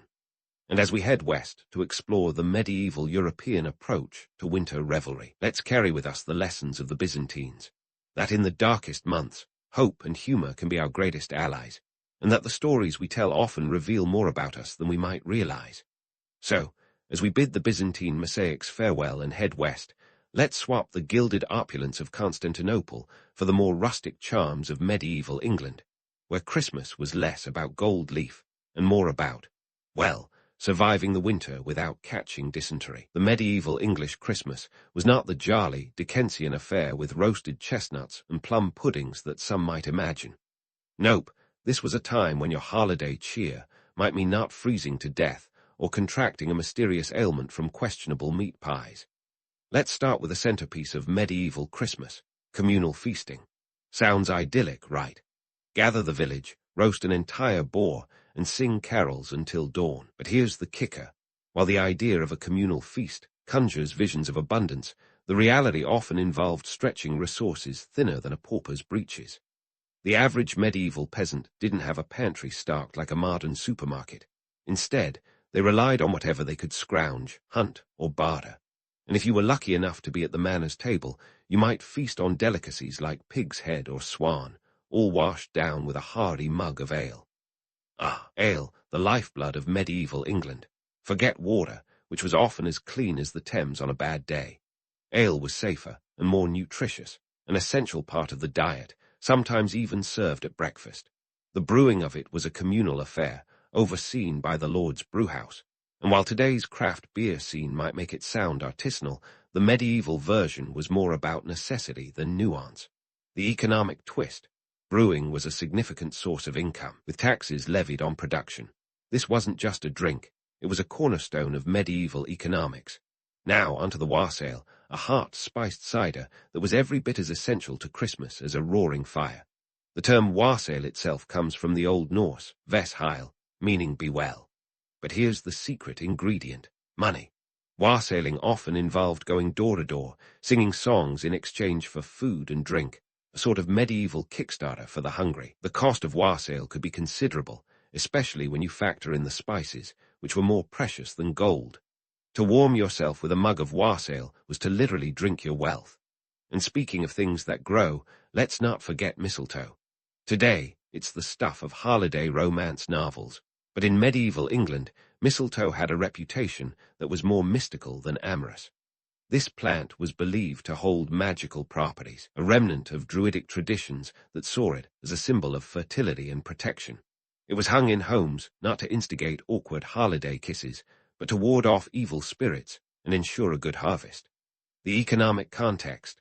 Mistletoe was often harvested and sold at markets, a small but vital part of the local economy. But let's pop the bubble of that romantic medieval Christmas myth. While songs and stories paint a picture of merry old England, the truth was often colder and hungrier. The winter months were harsh, and the Christmas season was as much about survival as celebration. The church played a crucial role, offering not just spiritual guidance, but also alms and food to the needy. This was a time when charity was not just a virtue, but a necessity, a way to maintain social order in a society where poverty was never more than a bad harvest away. Now, about that gallows humor. Medieval diet and hygiene were, let's say, lacking. The diet was heavy on grains and meat, light on fresh vegetables, and hygiene was a concept still in its infancy. Bathing was rare, and the idea of cleanliness was more about spiritual purity than physical. The result? A society where disease was as common as rain, and life expectancy hovered around the ripe old age of 35. Yet, in true human fashion, humor persisted. Dark jokes about death and disease were a coping mechanism, a way to laugh in the face of inevitable hardship. The economic backdrop of this era was one of stark contrasts. While the nobility feasted in their great halls, the peasants toiled in the fields, their lives dictated by the whims of nature and their lords. Christmas was one of the few times when the social barriers blurred, albeit temporarily. Feasting together was a way to reinforce community bonds and hierarchies, a reminder that even in a world of rigid class divisions, everyone had a role to play. And let's not forget the church. Christmas was a religious festival, after all. Church attendance was mandatory, with services held in Latin, a language as comprehensible to the average peasant as ancient Greek might be to us today. Yet, the church was more than just a place of worship. It was a center of community life, providing education, healthcare, and a semblance of order in a chaotic world. The church's influence was vast, its reach extending into every corner of medieval life, from the cradle to the grave. In the end, the medieval English Christmas was a complex tapestry of faith, tradition, and survival. It was a time when the harsh realities of life were softened by the glow of candlelight and the warmth of community. So, as we sit by our electric fireplaces and sip on eggnog. Let's spare a thought for those medieval revelers. Their celebrations were a testament to human resilience and the enduring spirit of hope, a reminder that even in the darkest of times, there's always room for a little joy. As we prepare to leave medieval England behind, keep in mind that the story of Christmas is as much about the people who celebrated it as the traditions themselves. From the halls of the nobility to the humble cottages of the peasantry, each celebration was a reflection of the world in which they lived, a world of contrasts, where the sacred and the secular danced together, often clumsily, in the flickering light of a winter's fire. And as we move on to explore the next chapter in the history of winter celebrations, let's carry with us the lessons of medieval England, that in the face of adversity, humor and community can be our greatest strengths. As we move on from the medieval English traditions, let's connect the dots between those ancient winter festivities and the modern Christmas we know today, a holiday that's as much about Santa and shopping malls as it is about carols and nativity scenes. The truth is, Christmas as a family-centered holiday is a relatively new concept, much like claiming that fruitcake is a culinary delight. Historically, Christmas has been a fluid festival, evolving as it absorbed influences from various cultures, religions, and economic forces.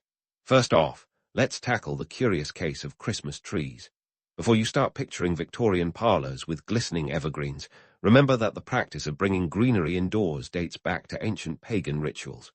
The Druids, for instance, revered evergreen plants as symbols of eternal life. Fast forward to the 16th century, and you find Germans trimming trees with apples, nuts, and candles, no plastic bulbs or tinsel in sight. By the 1800s, thanks to Queen Victoria and Prince Albert, the Christmas tree had become the height of festive fashion in England, setting off a trend that spread like a viral cat video of its day. And what about jolly old Saint Nick? Before he became the rotund, red-suited icon hawking soft drinks and consumerism, Saint Nicholas was a 4th-century Greek bishop known for his generosity and miracles. The Dutch brought him to America as Sinterklaas, and from there he morphed into Santa Claus, thanks to a 19th-century poem and some clever marketing. It's hard to imagine that the man who inspired today's Santa was more about giving dowries than stuffing stockings. But then again, historical figures often undergo extreme makeovers when they hit the cultural zeitgeist. Speaking of gift-giving, let's not overlook the role of commerce. The modern Christmas season is a retail juggernaut, with Americans alone spending over $1 trillion during the holiday season. But this commercial angle isn't new. As early as the 1800s, department stores were cashing in on the holiday spirit, with Macy's holding its first Christmas window display in 1874.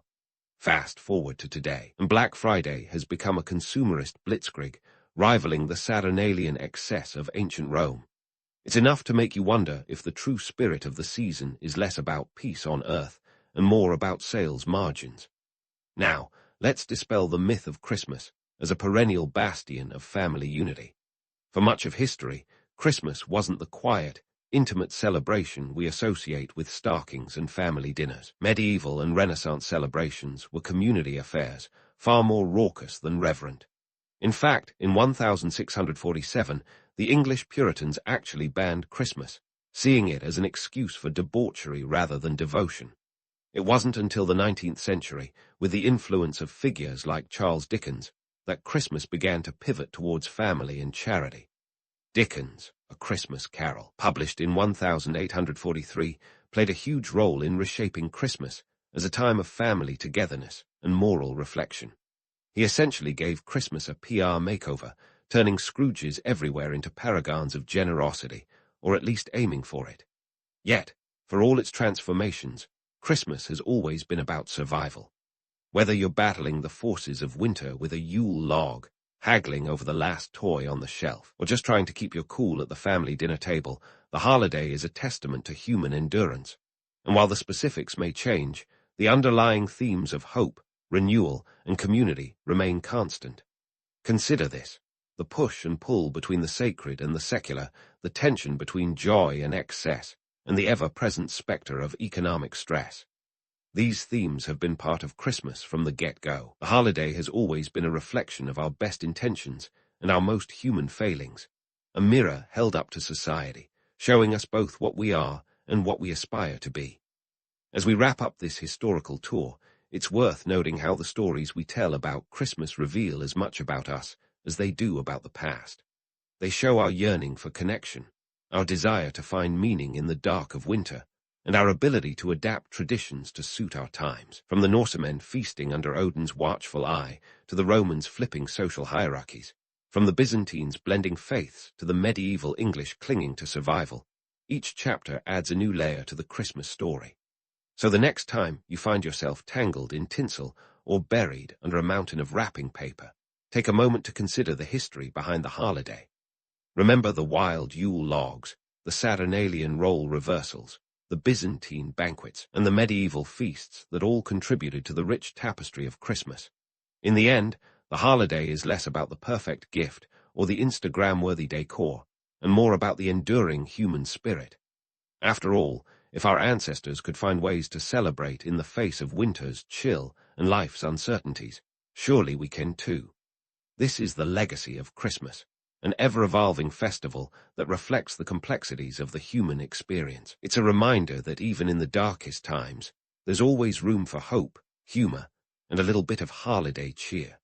So, as you sip your eggnog and bask in the glow of twinkling lights, remember that you're part of a long tradition of revelers who dared to find joy in the heart of winter. Albert Einstein's story kicks off in Ulm, Germany, on March 14, 1879. Now, Ulm isn't exactly the center of the universe. It's more of a quaint little town known for its church steeple than for breeding future scientific revolutionaries. But from these humble beginnings arose the iconic figure who'd one day reshape our understanding of space and time. His parents, Hermann and Pauline Einstein, were ordinary folks. Hermann dabbled in featherbed sales and later ran an electrochemical factory, which sounds impressive until you realize it was as stable as a Jenga tower in an earthquake. From the start, young Albert wasn't your typical kid. He had what you might call a leisurely approach to talking, not uttering a word until he was about 3.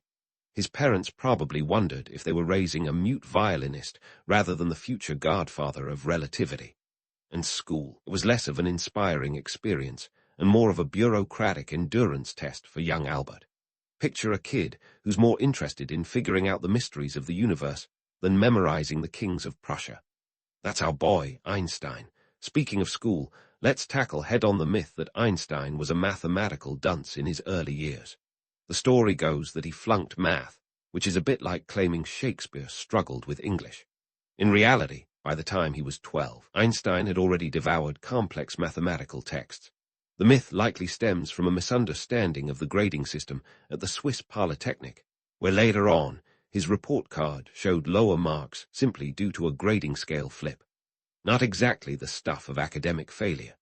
Now, while most kids were busy collecting rocks or seeing how much mud they could fit in their pockets, Einstein was busy having his mind blown by a simple compass. A sickly little dude at 5, Einstein's dad handed him the compass while he was bedridden. Watching the needle mysteriously twitch this way and that, young Albert was captivated. This wasn't just a cheap magic trick. It was the universe whispering secrets. From that moment on, he was hooked on the invisible forces that ordered the cosmos.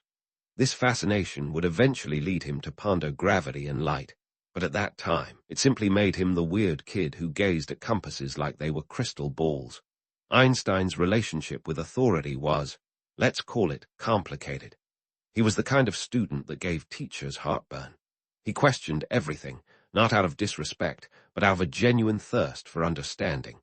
To authorities who preferred obedience over curiosity, this was less endearing and more infuriating. One teacher famously told him he'd never amount to anything, a prediction that aged about as well as milk left out in the sun.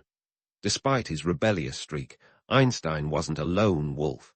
He had a supportive family, including his sister Marja, who was his close confidante. They shared a love for literature and music, which was a nice break from all the intellectual heavy lifting. The Einsteins were Jewish, living in a time when anti-Semitic sentiments were simmering across Europe. This cultural backdrop added a layer of complexity to Einstein's formative years, shaping his identity and eventually influencing his political views. But let's not get ahead of ourselves. Back to young Einstein, who, despite his aversion to the rigidity of formal education, excelled in subjects that caught his interest. When his family moved to Munich, he attended the Luitpold Gymnasium, a school that was about as flexible as a concrete slab in terms of curriculum. Here, Einstein encountered the rigid Prussian educational system, which valued rote memorization over creativity. This was like trying to fit a square peg into a round hole. Einstein's creativity was bursting at the seams, and the system just couldn't contain it. By age 15, Einstein was over the whole school gig. His family moved to Italy, leaving him behind to finish his education. Naturally, he decided to bail and join them, a decision that probably didn't thrill his teachers. This dropout move was less about rebellion and more about seeking an environment where he could learn on his own terms. In Italy, Einstein indulged in self-directed study, diving into mathematics and philosophy. Let's face it, a structured classroom couldn't compete with the allure of Galileo's homeland. Einstein soon realized that, despite his disdain for traditional schooling, he needed a formal education to pursue his scientific dreams. So, he set his sights on the Swiss Federal Polytechnic in Zurich, a place known for its progressive approach to education. After a brief pit stop at the cantonal school in Aarau, where he finally found a school that didn't make him want to yank his hair out, Einstein was ready to tackle the challenges of higher education. In Aarau, Einstein lived with the Winteler family, whose patriarch was a teacher at the school. This was a period of intellectual and personal growth for him. He thrived in an environment that encouraged critical thinking and creativity. The Winteler family became a second family to him, and Einstein even fell for their daughter, Marie. Ah, young love, the kind that makes you forget about the complexities of electromagnetism for a while. Einstein eventually passed the entrance exam to the Polytechnic, but not without a hiccup. He aced the math and science sections, naturally, but bombed the languages and humanities parts. It's comforting to know that even geniuses can struggle with verb conjugations. This minor setback didn't deter him. After some additional schooling to round out his education, Einstein was off to Zurich, where he'd soon complicate the fabric of spacetime with his revolutionary ideas. For now, though, he was just a young man with a head full of questions and an aversion to conventional learning. He was about to embark on a journey that would take him from the clutches of rigid educational systems to the forefront of scientific thought. But let's not get too cosmic just yet. Einstein's story is one of curiosity, defiance, and the relentless pursuit of understanding, a journey that began with a simple compass and led to the theory of relativity. As they say, the rest is history. Now, if you thought Einstein's journey to the Swiss Federal Polytechnic in Zurich was a smooth ride, think again. The place was a hub for forward-thinking minds, but getting in was no cakewalk. Einstein's acceptance was a bit like squeezing through the eye of a needle. He aced the math and science naturally, but languages, let's just say his French grades were less magnifique and more murd. But hey, even geniuses have their kryptonite. Once settled in at the Polytechnic, Einstein found himself in a melting pot of intellectual ambition, a veritable Hogwarts for budding scientists, minus the wands and magical creatures. The school was a beacon for those who preferred thinking outside the box, or in Einstein's case, outside the space-time continuum. Yet, even in this stimulating environment, Einstein's path was anything but straightforward. His professors weren't exactly forming a fan club in his honor. As it turns out, having a student who questions everything and hands in assignments late because he was busy contemplating the nature of light isn't every teacher's dream. Who knew? Despite the academic friction, Einstein did make some significant connections, notably with Marcel Grossmann, who later became a crucial ally in Einstein's quest to conquer the mysteries of the universe. Grossmann, a meticulous student, often shared notes with the more absent-minded Einstein, a partnership that can only be described as the original odd couple of physics. With Grossmann's notes and Einstein's vision, they were like peanut butter and jelly, if PB and J could revolutionize physics. Fast forward to graduation, and it's time for Einstein to enter the real world. This is where you might expect doors to swing open for the young genius, but reality had a different script. Despite his undeniable talent, Einstein's job hunt was a grueling marathon through a desert of rejections. His grades weren't stellar, thanks to those pesky humanities, and his professors weren't exactly tripping over each other to write glowing recommendations. It was like trying to sell ice to penguins. In the harsh job market of the early 1900s, Einstein found himself with more free time than he'd planned. He applied for teaching positions across Europe, only to be met with a chorus of no thanks. Even a letter from his future father-in-law to a university failed to land him a gig. For a while, Einstein was the poster child for overqualified but unemployed. He tutored privately to make ends meet, all the while scribbling equations in his spare time, determined to solve the riddles of the universe even if it didn't pay the rent. Enter Milva Merrick, Einstein's fellow physicist and eventual wife. Their relationship was one of intellectual equals, a rare dynamic for the era. While they grappled with the struggles of young love and career uncertainty, they also collaborated on scientific ideas. However, the romantic notion that Milva was a silent partner in Einstein's theories is more myth than reality. While she was undoubtedly a significant influence, the bulk of the breakthrough ideas bore Einstein's unmistakable signature. Finally, in 1902, after 2 years of feeling like the universe's most brilliant couch surfer, Einstein landed a job at the Swiss Patent Office in Bern. The position was low-key and stable, offering him the security of a regular paycheck without the stress of constant academic scrutiny. His official title, technical expert, third class, not exactly rock star status, but hey, it paid the bills. The patent office proved to be an unlikely incubator for scientific genius. Einstein was tasked with evaluating patent applications, a job that required sharp analytical skills but also left him ample time to ponder his own scientific questions. It was here, in the midst of reviewing inventions as mundane as clocks and mechanical pencils, that Einstein's imagination soared. The irony of a patent clerk redefining the laws of physics is not lost on history. Einstein's years at the patent office coincided with what would later be called his miracle year, 1905. In that 1 year, he published 4 groundbreaking papers that would shake the very foundations of physics. We're talking about the photoelectric effect, Brownian motion, special relativity, and the equivalence of mass and energy. That last one, by the way, gave us the most famous equation in the world, E equals mc2, not too shabby for a guy who spent his days rubber-stamping patent forms. But let's not romanticize this period too much. Life wasn't all equations and accolades. Einstein was juggling his job, a new marriage, and the responsibilities of fatherhood. The economic context of the time was anything but rosy. Europe was teetering on the brink of geopolitical upheaval, and financial stability was as elusive as a neutrino. Despite these pressures, Einstein's drive to understand the universe's deepest secrets never wavered. His ability to think abstractly while navigating the practicalities of life is nothing short of remarkable. And then there's the persistent myth that Einstein's revolutionary ideas were conjured in a flash of inspiration, as if the cosmos whispered secrets directly into his ear. In reality, his theories were the result of years of persistent inquiry, countless calculations, and more than a few wrong turns. He wasn't just a conduit for cosmic wisdom.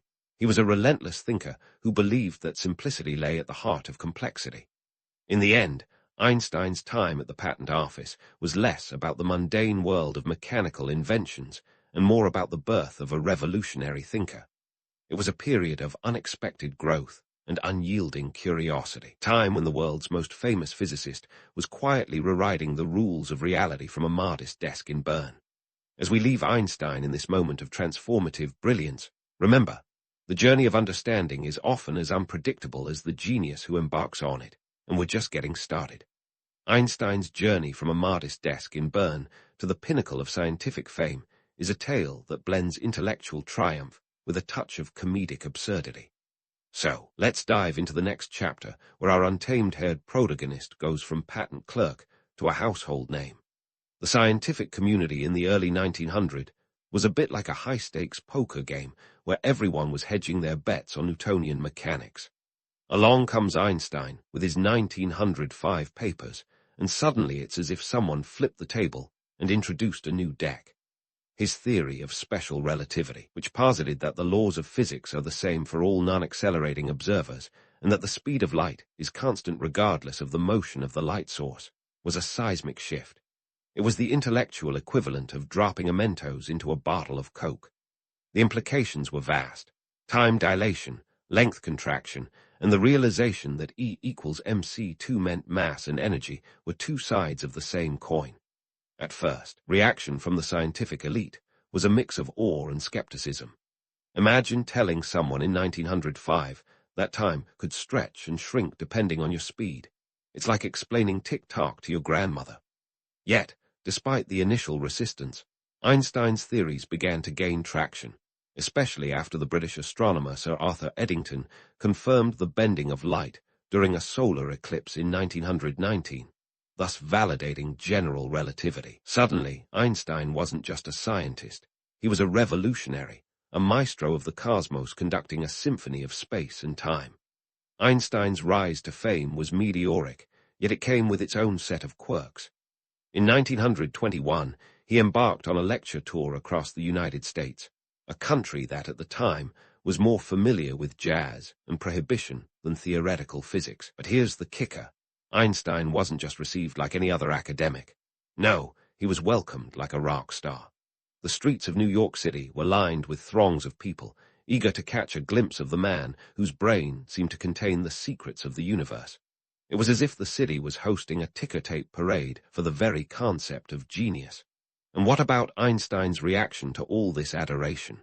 True to form, he remained unfazed, shuffling around in his slightly out-of-place suits, his hair a wild halo of defiance against the tyranny of barbers. The spectacle of a theoretical physicist, someone whose work most people couldn't even begin to comprehend, being cheered like a celebrity, is a testament to the human fascination with the enigmatic and the brilliant. It's as if the masses were saying, "We may not get what you're saying, but we sure like the sound of it." Einstein's fame, however, wasn't just confined to lecture halls and scientific journals. He became a bona fide pop culture icon, complete with his own brand of eccentricity. His image was plastered everywhere, from newspapers to postcards, and he was the subject of countless cartoons and caricatures. It's a bit like being the first viral meme, long before the internet made it a daily occurrence. His signature disheveled look and absent-minded demeanor became emblematic of the quirky genius, a stereotype that persists to this day. But let's not sugarcoat the reality. Behind the scenes, Einstein was navigating a world that was anything but stable. The economic context of the early 20th century was a roller coaster ride with no safety bar. Post-World War I Europe was a landscape of political turmoil and economic hardship. Germany, in particular, was grappling with hyperinflation that made daily life a juggling act of survival. While Einstein's work transcended borders, he was not immune to the anxieties of the age. His Jewish heritage also meant that he was acutely aware of the rising tides of anti-Semitism, which would cast a long shadow over his later years. Yet, through it all, Einstein remained dedicated to his quest for knowledge. His work on the unified field theory, though never completed, was another testament to his relentless pursuit of understanding. It was this unwavering curiosity that allowed him to remain at the forefront of scientific thought, even as he became a reluctant public figure. Now, let's bust a myth or two while we're at it. There's a romantic notion that Einstein was some lone genius, pondering the mysteries of the universe in splendid isolation. The truth is, the scientific process is collaborative, and Einstein was no exception. He was in constant correspondence with other physicists, debating ideas and refining theories. It was this exchange of knowledge that fueled his breakthroughs. So, while the image of the solitary thinker is appealing, it's not entirely accurate. The reality is much more dynamic and interconnected. Einstein's legacy is one of intellectual bravery and curiosity, a reminder that the pursuit of knowledge often involves stepping into the unknown and challenging the status quo. As we continue to explore his journey, remember that the road to understanding is rarely straight. It's a twisting path of discovery, filled with unexpected turns and the occasional bout of hair-raising fame. But hold onto your hats, because the journey isn't over yet. Einstein's story continues to unfold, with more adventures, challenges, and insights waiting in the wings. We'll leave him here, basking in the limelight of his newfound fame, a testament to the idea that sometimes the most profound changes come from the most unlikely of places. Stay tuned as we delve deeper into the life of a man whose ideas forever altered our perception of reality, yet who remained, at heart, a curious soul with a penchant for asking, what if? As we leave Einstein basking in the limelight of his newfound fame, let's dive into the turbulent waters of his political life. Now, Einstein wasn't just a brainiac with a wild hairdo and a knack for rewriting the laws of physics. He was also a man with opinions. And let's be clear, in the early 20th century, having opinions was a bit like juggling flaming torches. One wrong move, and things could get heated. The world was a volatile place, and Einstein wasn't content to just observe from the sidelines.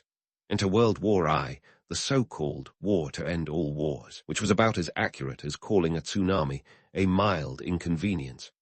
Einstein, who had a keen sense of irony, saw the absurdity in labeling a global conflict as a path to peace. As nationalism swept across Europe like a particularly aggressive game of Risk, Einstein stood firmly against the tide. He was a pacifist in an age where saber-rattling was the norm. In 1914, when the German intellectual elite signed the infamous Manifesto of the 93, a document that supported Germany's war efforts, Einstein refused to sign. Talk about a gutsy move. While his peers were busy justifying the war with flowery rhetoric, Einstein co-authored the Manifesto to the Europeans, a counter-document that called for a united Europe and an end to the madness. It was like trying to sell snow cones in Antarctica, noble but with few takers. Still, Einstein's stance was clear: reason over rhetoric, peace over war.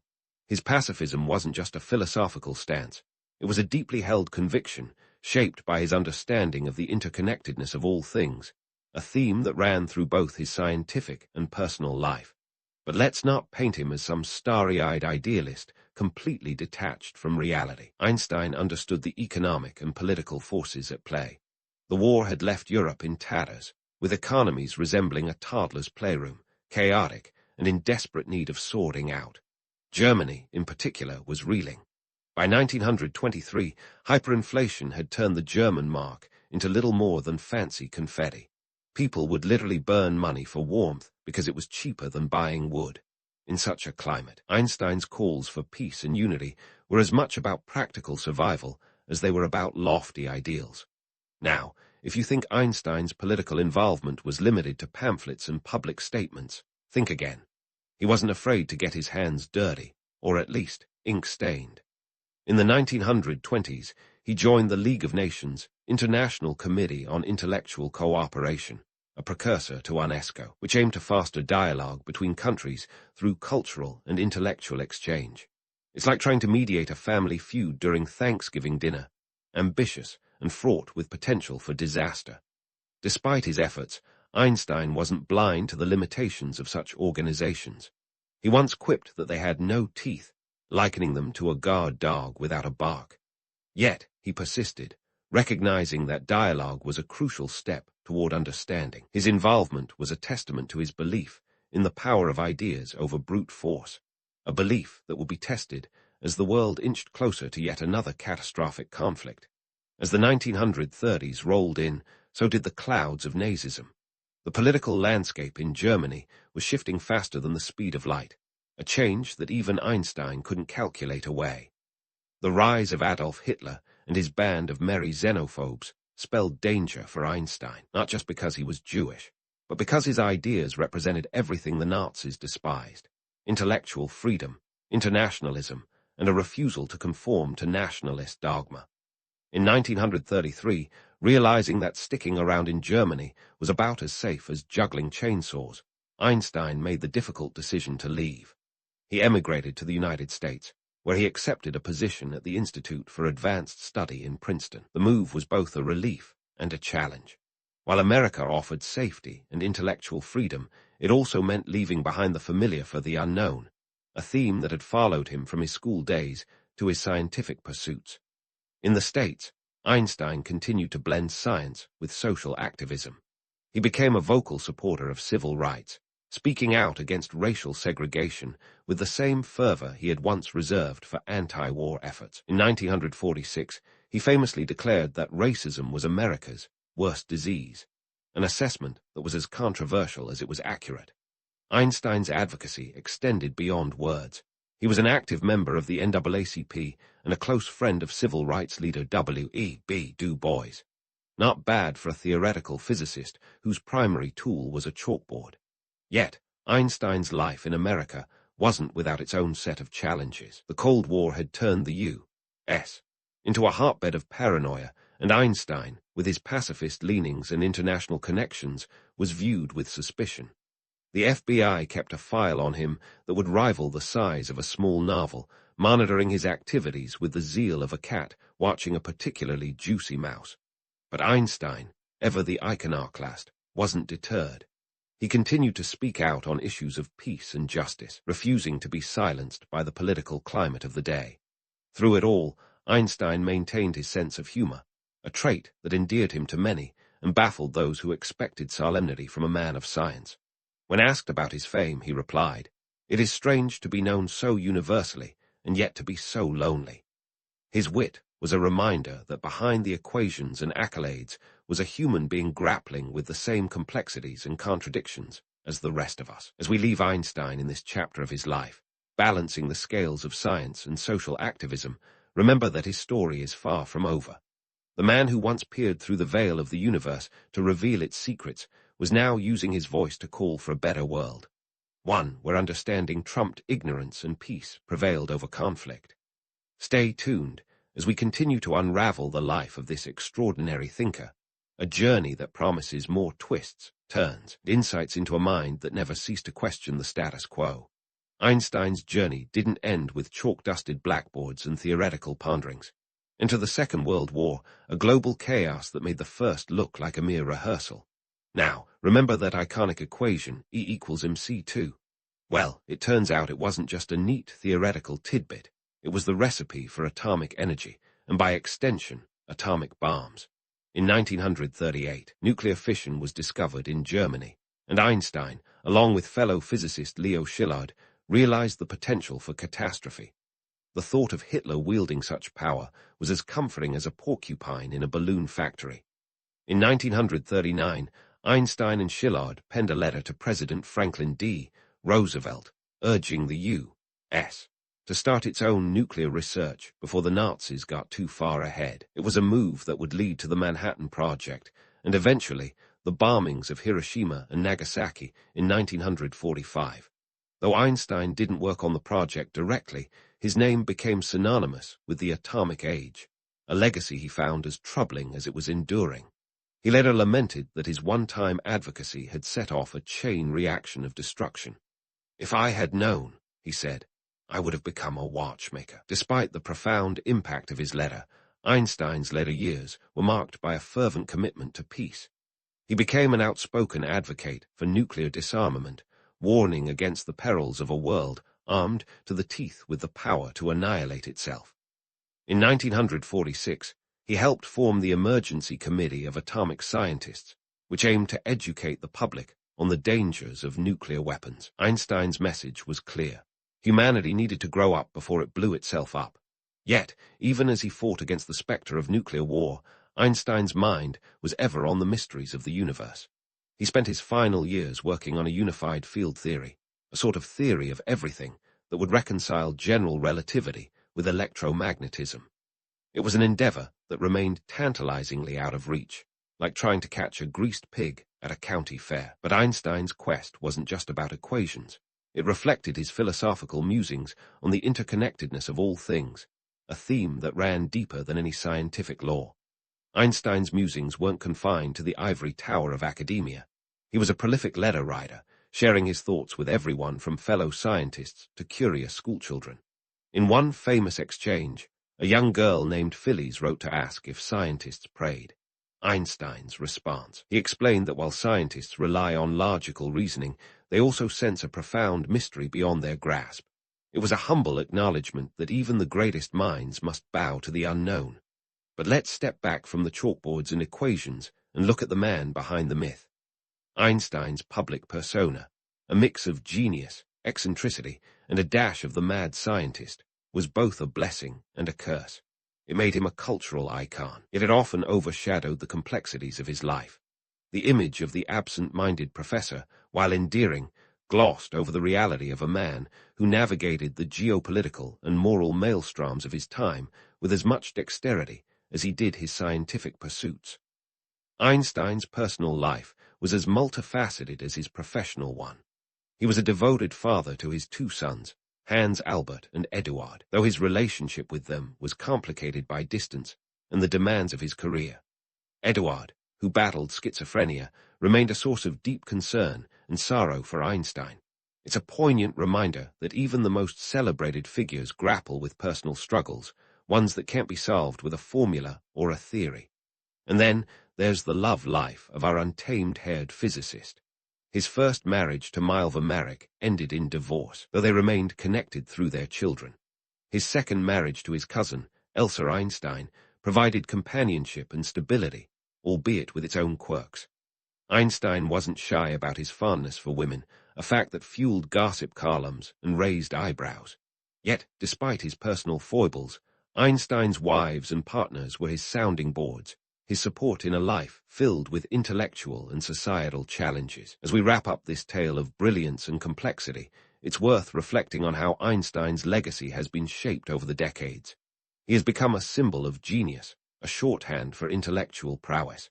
Yet the myth often obscures the human, a man of deep compassion, relentless curiosity, and profound humility. His life was a tapestry woven with threads of scientific discovery, philosophical inquiry, and social activism. Today, Einstein's image is as ubiquitous as ever, adorning everything from textbooks to T-shirts. But beyond the cliché of the frizzy-haired genius lies a legacy that prompts us to question the world around us and our place within it. Einstein's life reminds us that knowledge is not just about facts and figures. It's about understanding the fundamental connections that bind us all. In a world that often feels as chaotic as the quantum realm, Einstein's journey offers a beacon of insight. His contributions to science and humanity have not only reshaped our understanding of the universe, but also challenged us to strive for a future grounded in peace, unity, and the quest for truth.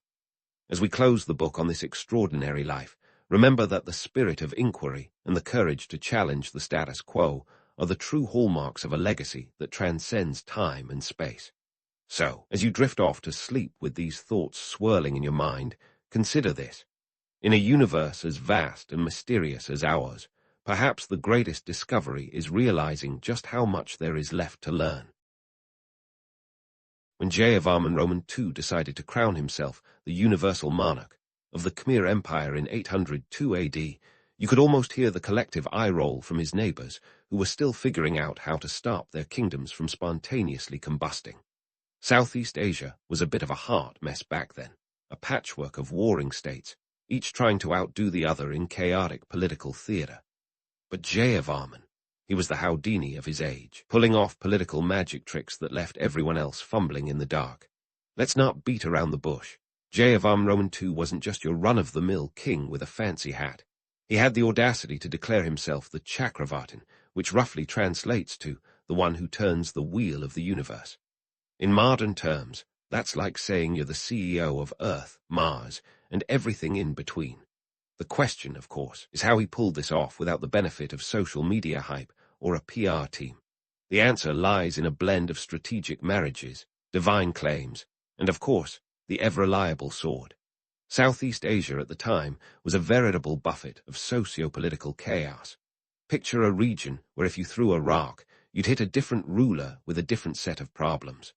Fragmentation was the name of the game, with small kingdoms constantly jockeying for power. But Jayavarman II, with a knack for seeing the forest for the trees, realized that uniting these fractured lands wasn't just a dream, it was a necessity. And he had the charisma and cunning to make it happen. While his contemporaries were busy squabbling over territory and titles, Jayavarman II was plotting a different course. He played the long game, leveraging alliances and carefully crafted claims of divine authority. He even staged a grand ceremony on Mount Kulin, legitimizing his rule with enough pomp and circumstance to make a Broadway production look like a backyard play. This wasn't just a power grab. It was a masterclass in political theater, and Jayavarman II was the star performer. Now, let's talk geography, because it's not just a backdrop here, it's a character in its own right.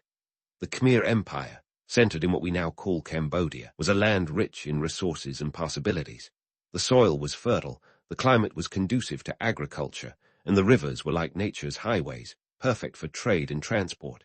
But all this potential was nothing without a plan, and Jayavarman II had one. He knew that to build an empire, you needed more than just ambition. You needed rice. Lots and lots of rice. Rice wasn't just a staple food, it was the economic backbone of the Khmer Empire. Imagine a currency that you could eat, trade, and use to build monumental structures. The vast rice fields fed the population, supported a standing army, and allowed the kingdom to thrive. This wasn't just sustenance, it was a strategy. By mastering rice cultivation, Jayavarman II ensured that his empire wasn't just a flash in the pan, but a lasting power. But let's get real for a second. It wasn't all sunshine and fertile fields. The work was backbreaking. The conditions were often harsh, and the rewards were, well, dependent on the whims of nature. Floods, droughts, and pestilence were constant threats, but the Khmer people adapted with an ingenuity that would make modern engineers nod in appreciation. They built an intricate system of canals and reservoirs, known as barrays, turning water management into an art form. This was the hydraulic empire at its finest, using water as both a tool and a weapon in the game of power. Of course, not every myth about Jayavarman II and the early Khmer Empire holds water. The romantic image of a wise and benevolent ruler leading his people to prosperity is only part of the story. Reality was messier, more brutal, and infinitely more interesting. Jayavarman II was a man who understood that power comes with a price, and he was willing to pay it. Whether through force or diplomacy, he laid the foundations of an empire that would go on to create wonders like Angkor Wat. So, was Jayavarman II a visionary leader, or just another power-hungry monarch in a long line of them? Maybe a bit of both. What's undeniable is that he set the stage for the Khmer Empire's rise in a region where chaos was the norm and stability was a distant dream. He turned rice fields into the engine of an empire, transformed political theater into reality, and left a legacy that would endure for centuries. In the grand tapestry of history, Jayavarman II is a testament to the power of ambition, strategy, and a little bit of well-timed showmanship. As the curtain falls on Jayavarman II Act, enter Suryavarman II, the empire's next big headliner. Picture this, a leader with the grandiosity of a rock star and the architectural ambitions of an ancient Frank Lloyd Wright. Suryavarman II might not have invented the phrase, go big or go home, but he sure lived by it. His magnum opus, Angkor Wat, a temple so monumental it could have doubled as a medieval theme park, complete with sacred spires and an elaborate moat that would make any water park jealous. Now, let's talk scale. If Jayavarman II laid the political and economic groundwork with his rice-driven strategy, Suryavarman II was the visionary architect who built on it, quite literally. Angkor Wat is no ordinary temple. Covering a sprawling 162.6 hectares, it's the largest religious monument in the world. Let that sink in for a second. We're talking about a structure so vast, you could fit the entire Vatican City within its grounds and still have room for a few football fields. And it wasn't just the size that mattered. The temple was an architectural marvel, with its iconic lotus bud towers reaching skyward as if to brush the heavens. The logistics of constructing Angkor Wat were nothing short of Herculean. Imagine orchestrating a project that involved thousands of workers, from stonecutters and sculptors to laborers and priests, all without the convenience of modern machinery. It's said that over 5 million tons of sandstone were quarried and transported from Mount Yule, over 50 kilometers away. That's like moving the entire Empire State Building, brick by brick, across the state of New York, by hand. The construction is estimated to have taken about 30 years, a blink of an eye when you consider the scale and intricacy involved. But why go through all this trouble? Why not just build a nice, modest temple and call it a day? Well, for Suryavarman II, Angkor Wat was more than a religious sanctuary. It was a grand statement of power and piety, a stone and mortar Instagram post meant to immortalize his reign.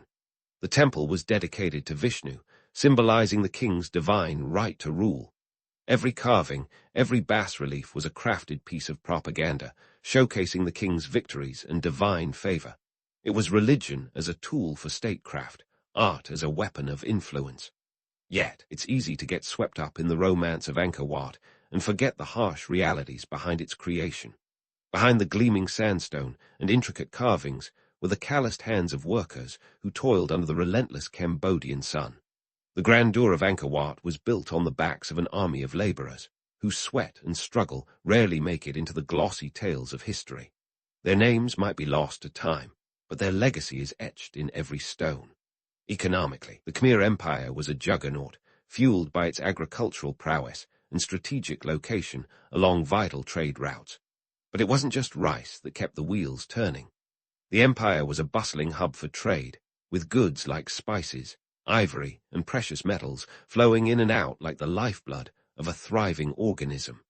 The revenues generated helped fund the kingdom's ambitious building projects, maintain its formidable army, and of course, support the lavish lifestyle of its rulers. However, let's not romanticize this too much. The reality was that the Khmer Empire, like any other, was built on a delicate balance of power and prosperity. The economic engine could stall, the political alliances could fracture, and the fickle hand of nature could turn bountiful harvests into barren fields. But for a time, under Suryavarman II watch, the empire thrived, expanding its borders and solidifying its place as a formidable power in Southeast Asia. In essence, Suryavarman II was a master of both construction and persuasion, wielding stone and story to cement his legacy. Angkor Wat wasn't just a temple, it was a testament to the empire's zenith, a towering reminder of what human ambition can achieve when fueled by divine inspiration and earthly resources. As we peel back the layers of myth and reality, it's clear that this temple, like the empire itself, was a marvel of its time, a blend of vision, labor, and the unyielding drive to carve one's name into the annals of history. And so, as the sun sets over the silhouette of Angkor Wat, casting long shadows over its intricately carved walls, we see not just a monument to the divine, but a reflection of an empire's spirit, a spirit of ambition, resilience, and the indomitable will to build something greater than oneself. This temple, this empire, is a story still unfolding, with lessons and legacies that continue to resonate through the centuries. Stay tuned, because the tale of the Khmer Empire is far from over. As Angkor Wat's silhouette fades into the horizon, enter Jayavarman VII, the empire's next heavyweight champ in the ring of history. If Suryavarman II was the maestro of monumental temples, Jayavarman VII was the overzealous city planner with a penchant for public works that would make even a modern urban developer's head spin. His piece de resistance, the construction of Angkor Thom, a city so grand it could have doubled as a set for an epic fantasy saga. But let's not get ahead of ourselves. There's a lot to unpack here. First things first, let's talk timelines. Jayavarman VII took the throne in 1181 AD, a full 5 decades after Suryavarman II had shuffled off this mortal coil. And boy, did he hit the ground running. Imagine a king with a to-do list longer than a CVS receipt and the determination to check off every single item. Angkor Thom wasn't just a city, it was a statement. A sprawling 9 square kilometers of architectural ambition, complete with massive walls, moats, and a royal palace that screamed, "I'm kind of a big deal." But Angkor Thom was just the tip of the iceberg. Jayavarman was obsessed with infrastructure in a way that would make even the most ardent civil engineer blush. Roads, bridges, hospitals, you name it, he built it. The man was a medieval Bob the Builder with a royal budget.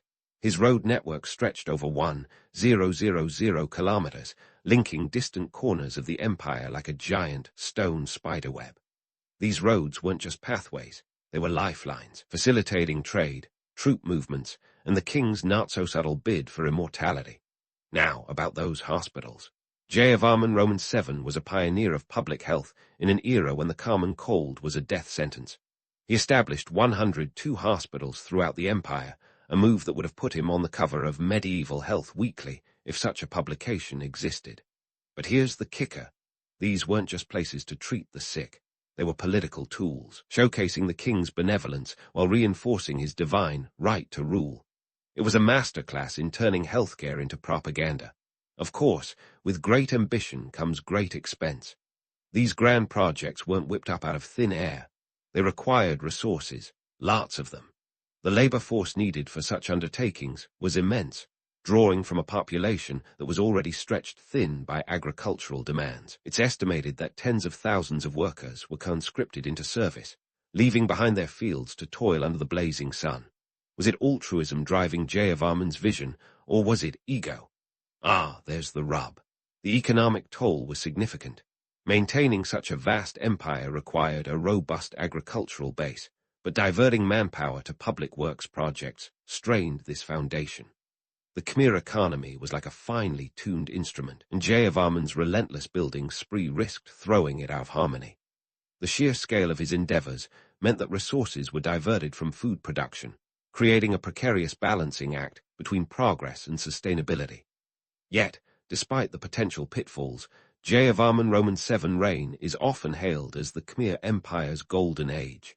It was a time of cultural flourishing, religious tolerance, and yes, monumental construction. But let's not sugarcoat it. Behind the grandeur lay the harsh reality of an empire stretched to its limits, both economically and socially. The Khmer people were resilient, but even the sturdiest foundation can crack under pressure. As we dig deeper into the motivations behind Jayavarman's projects, it becomes clear that they were as much about legacy as they were about welfare. Angkor Thom wasn't just a city. It was a monument to the king's vision, a tangible representation of his divine mandate. The hospitals and roads were symbols of his benevolence, yet they also served as reminders of his power and reach. In the end, these projects were as much about cementing Jayavarman Roman VII's place in history as they were about serving his people. But let's not be too hasty in our judgment. Jayavarman Roman VII was a complex figure, an enigmatic blend of visionary and tyrant. His reign was marked by both incredible achievements and immense challenges. He revitalized the empire after a period of instability, yet his relentless drive for expansion and construction left a legacy of both wonder and woe. In the grand narrative of the Khmer Empire, Jayavarman Roman VII stands out as a ruler who dared to dream big and build even bigger. His contributions to the empire's infrastructure were unparalleled, and his influence can still be seen in the remnants of Angkor Thom and the roads that once connected a vast domain. But as we peel back the layers of history, we're left with a question that lingers like the shadows of Angkor Wat. Was Jayavarman Roman VII a benevolent builder or an ambitious autocrat? As the sun sets on Jayavarman Roman VII legacy, casting long shadows over the roads and ruins of his empire, we see a ruler who was both revered and reviled. His legacy is a testament to the power of vision, the cost of ambition, and the enduring struggle to balance progress with preservation. As we continue to explore the rise and fall of the Khmer Empire, one thing is certain. History is never as simple as it seems, and the stories we tell are as much about the past as they are about the present. Stay tuned, because the tale of the Khmer Empire is far from over. And just like that, the sun sets on the zenith of the Khmer Empire, casting long shadows over its sprawling infrastructure. But as any history buff worth their weight in ancient scrolls will tell you, what goes up must eventually come down, and the Khmer Empire was no exception to this cosmic rule. So let's buckle up, because this part of the story is a roller coaster ride of decline that would make even the most seasoned theme park aficionado clutch their seat. First on the roster of woes is the not-so-little Ice Age, a climatic curveball that would have left even the most optimistic of farmers feeling the chill. This period, stretching roughly from the 14th century to the mid-19th century, saw a significant dip in global temperatures. Sounds cozy, right? Wrong. For the Khmer Empire, whose agricultural backbone relied on the predictability of monsoon rains, this was less like a gentle breeze and more like a full-blown tempest. When rice is your empire's lifeblood and the skies decide to take a rain check, you've got yourself a recipe for disaster.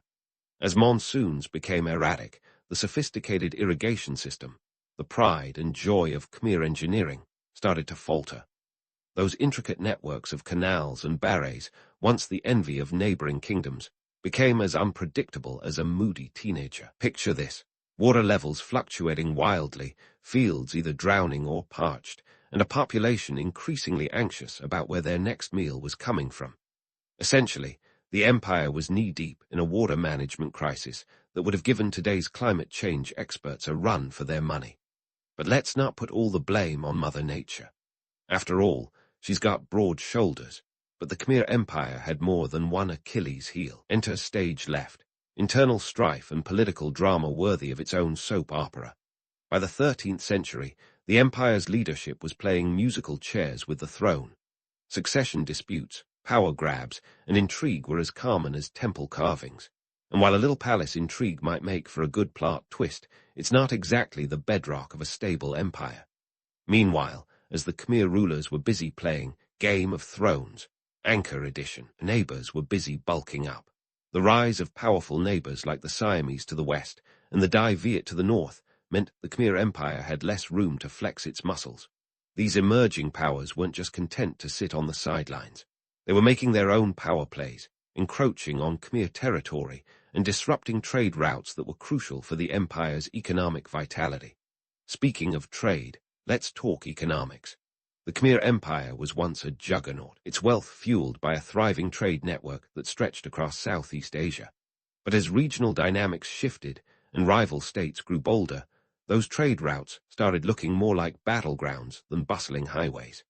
The loss of these vital arteries was like a slow bleed, weakening the empire's economic pulse and diminishing its ability to sustain the grand projects that had once defined its greatness. Yet, amidst this slow unraveling, the myth of a sudden, catastrophic collapse lingers like a ghost in history's attic. It's an alluring narrative, isn't it? The image of a mighty empire crumbling overnight, its temples swallowed by the jungle like some sort of ancient Atlantis. But the truth, as is often the case, is far less dramatic and far more human. The decline of the Khmer Empire was a gradual process, a slow erosion of power and influence that unfolded over decades, if not centuries. This isn't to say there weren't dramatic moments. The sacking of Angkor by the Siamese in 1431 was a significant blow, but it was more of a nail in the coffin than the initial death knell. By that point, the empire was already a shadow of its former self, struggling under the weight of its own ambitions and external pressures. As we sift through the detritus of history, we're left with a tapestry of causes, each thread contributing to the empire's slow fade into obscurity. Environmental challenges, internal discord, economic shifts, and the rise of formidable neighbors all played their part. Yet, it's the interplay of these factors, their cumulative impact, that paints the most accurate picture of decline. It's a story of complexity, one that defies the simplistic allure of a single cataclysmic event. And in that complexity, there are lessons to be learned about the fragility of power, the unpredictability of nature, and the inevitable march of time that spares no empire, no matter how grand. So, as we leave the Khmer Empire in this moment of twilight, it's clear that the decline was as much a testament to the empire's achievements as to its vulnerabilities.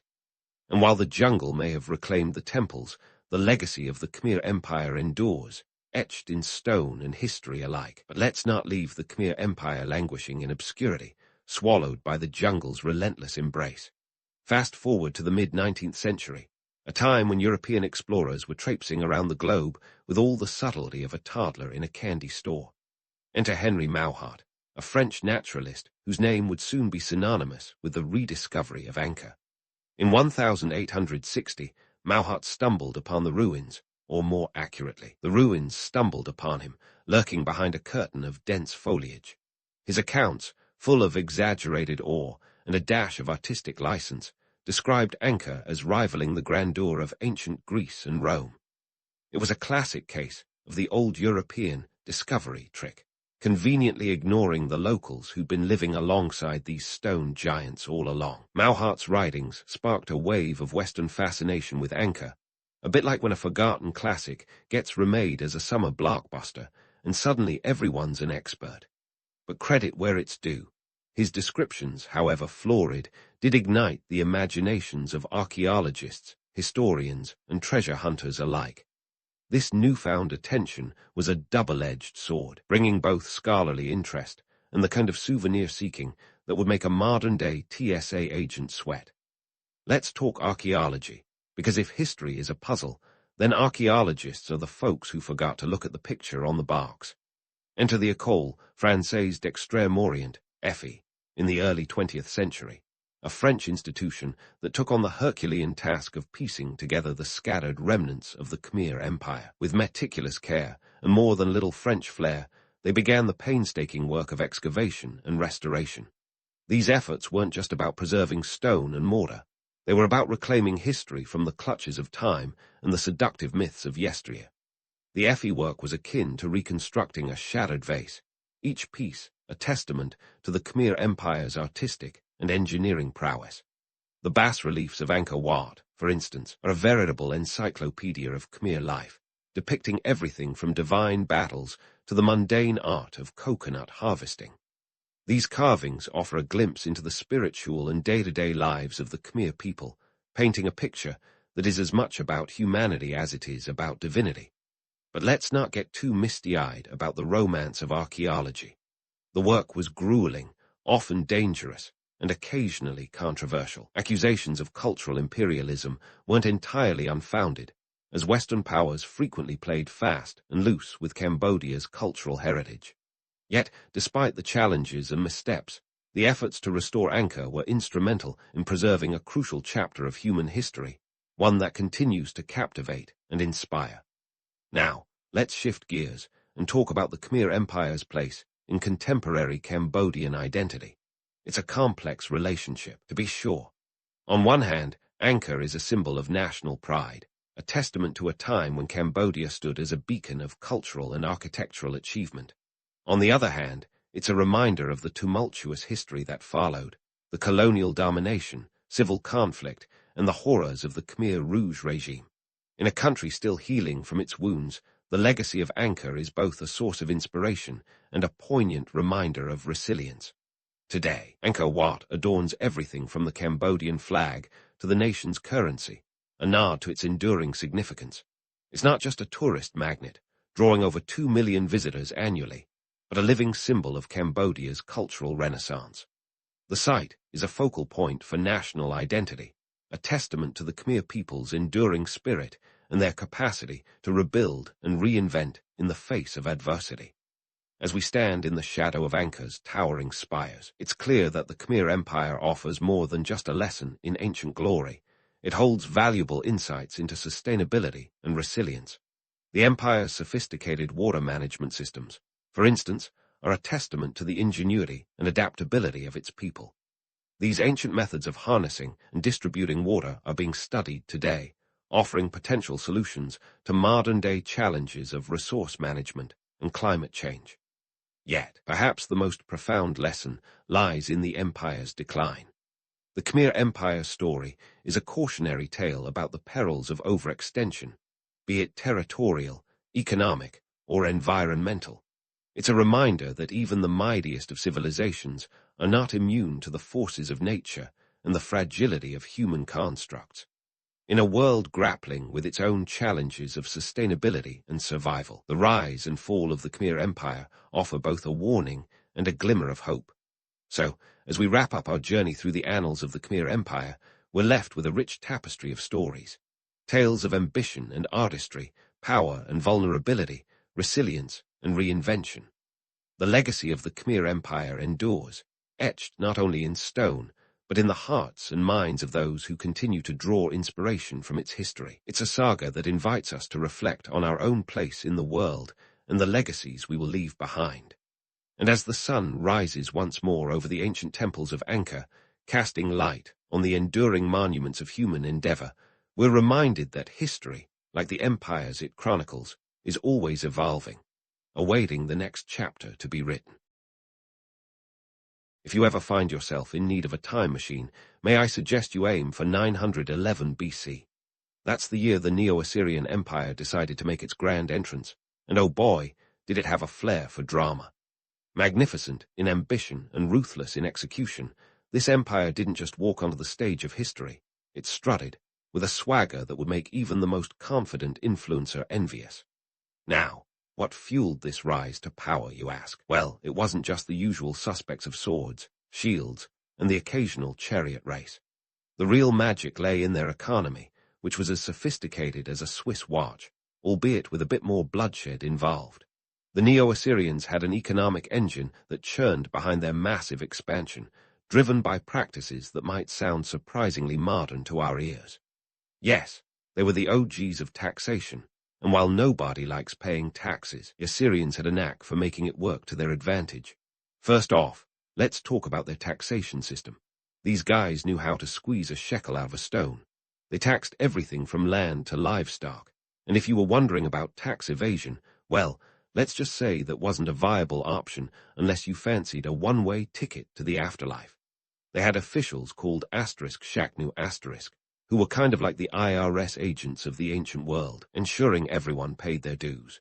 And pay they did, with taxes filling the empire's coffers, fueling military campaigns, and funding grandiose building projects. But taxation wasn't their only economic ace. The Assyrians were avid traders, weaving a web of trade networks that stretched across the ancient world. They exchanged goods from as far as Egypt and Anatolia, dealing in everything from textiles to precious metals. Their main trading hub was the city of Ashur, a bustling metropolis that was the beating heart of commerce. It was like the Wall Street of its day, but with more camels and fewer stockbrokers. And let's not forget their penchant for aggressive marketing. The Assyrians were the ancient world's equivalent of a corporate raider, conquering their neighbors, and then, quite literally, stamping their name on the map. Renaming cities after themselves was their version of branding.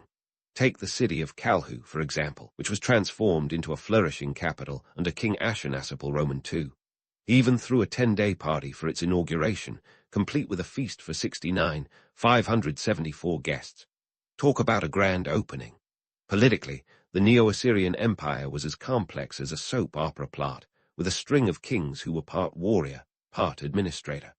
These kings were excellent multitaskers, balancing conquest with governance, and they were nothing if not ambitious, constantly expanding their territory. Under King Tiglath-Pileser Roman III, for instance, the empire stretched from the Persian Gulf to the Mediterranean Sea, a distance of over 200 miles. That's like walking from New York to Florida, only with a lot more sand and a few less theme parks. Socially, the empire was a melting pot of cultures, thanks to its vast conquests.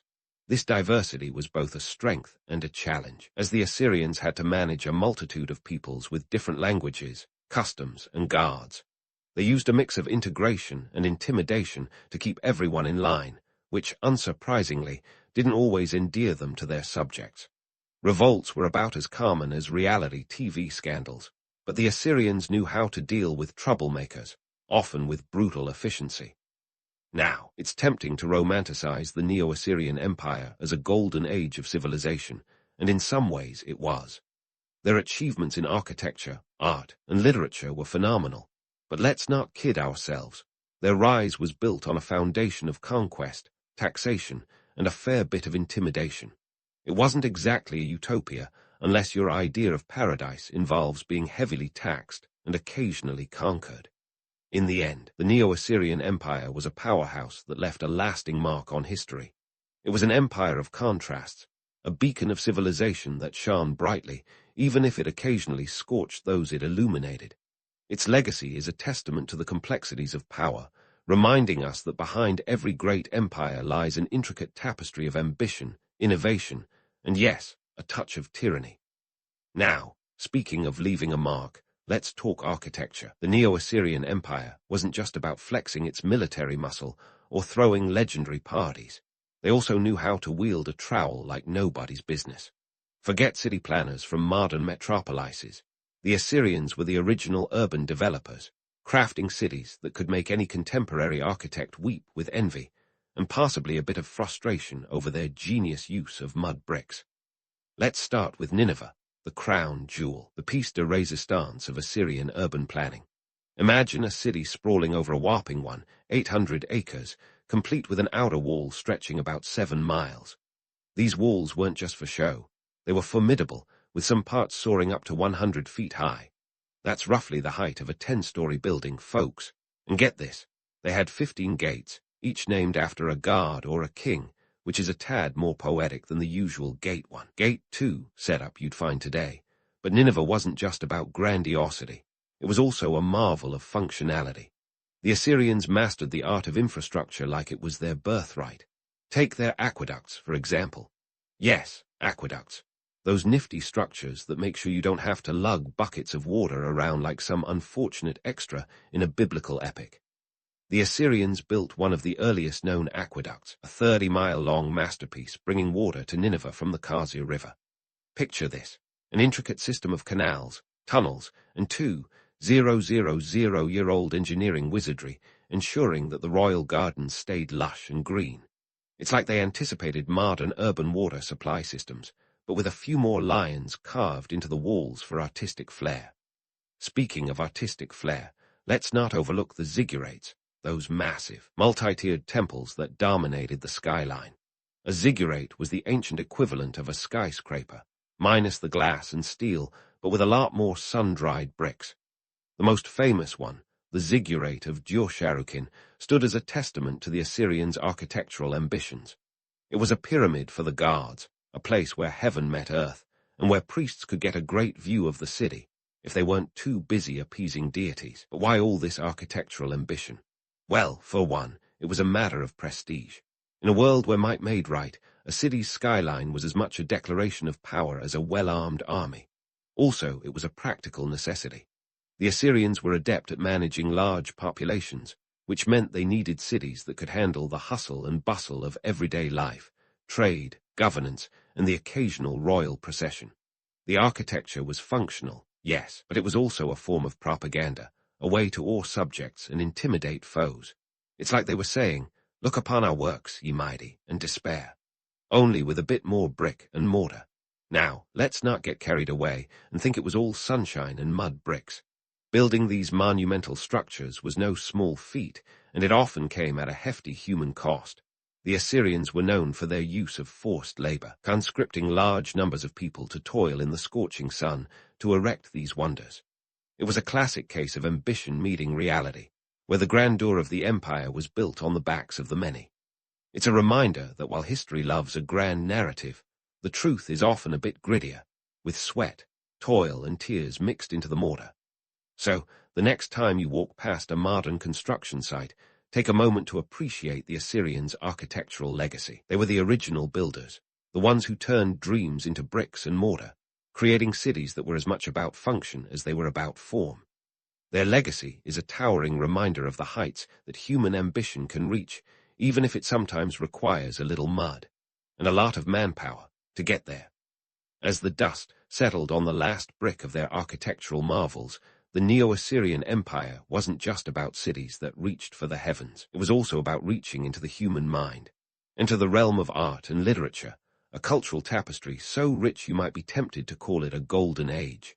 But hold your chariots, folks, because behind the glitz and glamour of Assyrian art lies a story of political cunning, and dare I say, a touch of propaganda. Start with the art. The Assyrians didn't just dabble in sculpting. They practically turned it into an Olympic sport. We're talking colossal stone reliefs that would make Michelangelo do a double take. These intricate carvings adorned the walls of palaces, depicting scenes of royal hunts, battles, and tributes from the conquered. Each relief was a visual tweet from the king, a message of power and dominance that could be read in a single glance. Take the famous lion hunt of Ashurbanipal, for example. It wasn't just a display of hunting prowess. It was a metaphor for the king's strength over chaos. Lions, meet your match. But let's be real, these weren't just art for art's sake. They were carefully crafted pieces of visual storytelling designed to reinforce the narrative of an invincible empire. Think of it as the ancient world's version of a blockbuster movie. Except instead of CGI, you had master sculptors chiseling away with precision that would put any modern artist to shame. Now, here's where it gets interesting. While the art might have been all about flexing imperial muscles, literature in the Neo-Assyrian Empire was a different beast altogether. It was in the realm of words that the Assyrians truly shined, or at least their scribes did. Literature was less about overt propaganda and more about preserving knowledge, a pursuit that found its champion in one of Assyria's most intriguing kings, Ashurbanipal. Ah, Ashurbanipal. The man, the myth, the bookworm. Or was he? This king had a knack for collecting tablets like your grandmother has for hoarding porcelain figurines. His library at Nineveh boasted thousands of clay tablets, covering everything from epic poetry to medical texts. It's considered the world's first known personal library, But was Ashurbanipal really curling up by the fireplace with a good epic, or was he simply amassing scrolls to flex his intellectual prowess? Here's the scoop. Ashurbanipal was indeed literate, rare for kings of his time, but whether he was reading these tablets over breakfast is debatable. His library wasn't just a collection. It was a strategic repository of knowledge, a way to preserve and assert Assyrian supremacy through intellectual might. It was like having the Library of Congress in your backyard while casually dropping, "Oh, sorry, I was just perusing some ancient Sumerian texts at dinner parties." Talk about a power move. But this wasn't just about showing off. The library served a crucial function in maintaining the empire's grip on power. Knowledge meant control, and control meant longevity. By keeping records of everything from omens to legal texts, Ashurbanipal ensured that the empire's bureaucratic machinery ran as smoothly as a well-oiled chariot. And let's not forget the cultural continuity. By preserving these texts, he was safeguarding the intellectual heritage of Mesopotamia, a legacy that would echo through the ages. Of course, the romantic notion of Ashurbanipal as a scholarly king is tempting. Who wouldn't want to picture a ruler spending his evenings immersed in the Epic of Gilgamesh? But let's not get carried away. This was a king who knew how to wield a stylus as effectively as a sword, and his library was as much about political power as it was about personal enlightenment. Speaking of enlightenment, we can't ignore the economic engine that powered this cultural boom. Those grandiose projects, be it art or literature, didn't come cheap. They were fueled by an economy that was as complex as the Assyrians' multi-layered reliefs. Remember those taxes we talked about? Well, they not only filled the coffers for military campaigns, but also funded the arts. Artisans and scribes didn't work for free, after all. Here's the kicker. While the empire lavished attention and resources on grand artistic projects, the everyday folk weren't exactly living in an art gallery. The splendor of Assyrian culture often masked the harsh realities of life for the average Assyrian. The vast majority lived in modest homes, their lives dictated by the rhythms of agriculture, trade, and let's be honest, the whims of their rulers. It was a world where art was often a privilege of the elite, not the common man. Yet, despite this disparity, the cultural achievements of the Neo-Assyrian Empire were undeniably impressive. They laid the groundwork for future civilizations, influencing art and literature far beyond their time. Whether driven by genuine cultural appreciation or cunning political strategy, their legacy endures, a testament to the complex interplay of power, creativity, and survival in the ancient world. As we wrap up this whirlwind tour of Assyrian culture, remember that the story doesn't end here. The empire's cultural tapestry was as rich and varied as the society it governed, with threads of innovation and ambition woven into every aspect of life. And while we've peeled back a few layers today, there's still more to uncover in the saga of the Neo-Assyrian Empire. So, stay tuned, because the best and most tumultuous chapters are yet to come. As the Neo-Assyrian Empire's cultural tapestry unfurled, it wasn't just art and literature that defined its legacy. Its military prowess was the real showstopper, the blockbuster hit that kept audiences both awed and terrified. The Assyrian military machine was a beast of its own, a finely tuned apparatus of iron, muscle, and a penchant for psychological warfare that would make even the most hardened modern general take notes, or perhaps recoil in horror. Now, if you're picturing a ragtag group of warriors in loincloths wielding wooden clubs, let me stop you right there. The Assyrian army was the ancient world's equivalent of a state-of-the-art superpower, a well-oiled war machine that had more in common with today's military-industrial complexes than with any romanticized notion of noble warriors. These guys didn't just march into battle. They orchestrated a symphony of destruction, complete with iron weapons, chariots, and tactics that were as strategic as they were brutal. Let's start with the hardware. The Assyrians were among the first to harness the power of iron, a metal that was as revolutionary in their time as the microchip is today. Iron weapons were stronger, more durable, and downright intimidating. Picture an army clad in iron helmets and wielding iron-tipped spears and swords. It's like upgrading from a bicycle to a tank. This technological edge gave the Assyrians a significant advantage on the battlefield, allowing them to smash through enemy lines with the grace of a bulldozer at a ballet. But it wasn't just about the weapons. It was about how they used them. The Assyrians were masters of siege warfare, a skill that required not just brute force but cunning and patience. They built massive siege engines, think ancient battering rams and siege towers, that could reduce city walls to rubble. It was like bringing a wrecking ball to a house of cards. One of their most famous sieges was against the city of Lachish in 701 BC, where they deployed a full arsenal of military might to take the city, leaving behind a trail of destruction that would be immortalized in their art. Talk about leaving a lasting impression. Of course, you can't talk about the Assyrian military without mentioning their chariots. These weren't just fancy two-wheeled carts. They were the tanks of the ancient battlefield. Pulled by teams of horses, the chariots were equipped with archers who could rain down arrows like a biblical plague. It was a sight to behold, or a nightmare, depending on which end of the chariot you were on. In battle, they were used to break enemy lines, scatter troops, and generally cause chaos wherever they went. It's safe to say that if the Assyrian army had an Instagram account, their chariots would have their own dedicated hashtag. But military might wasn't just about weapons and tactics. It was also about the mind games.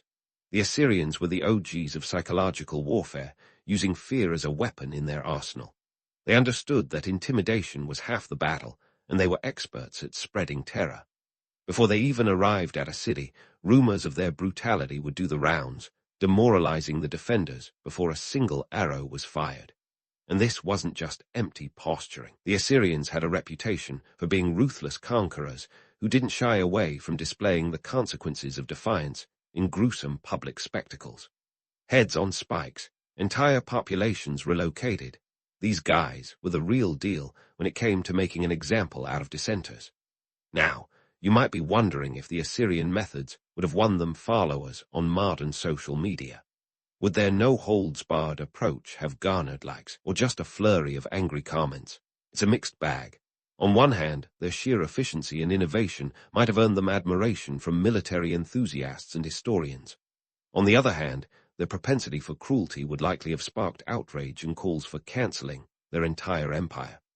Imagine the hashtag campaigns, #Assyrians out, #Iron Fist, or even #Chariot Chasers.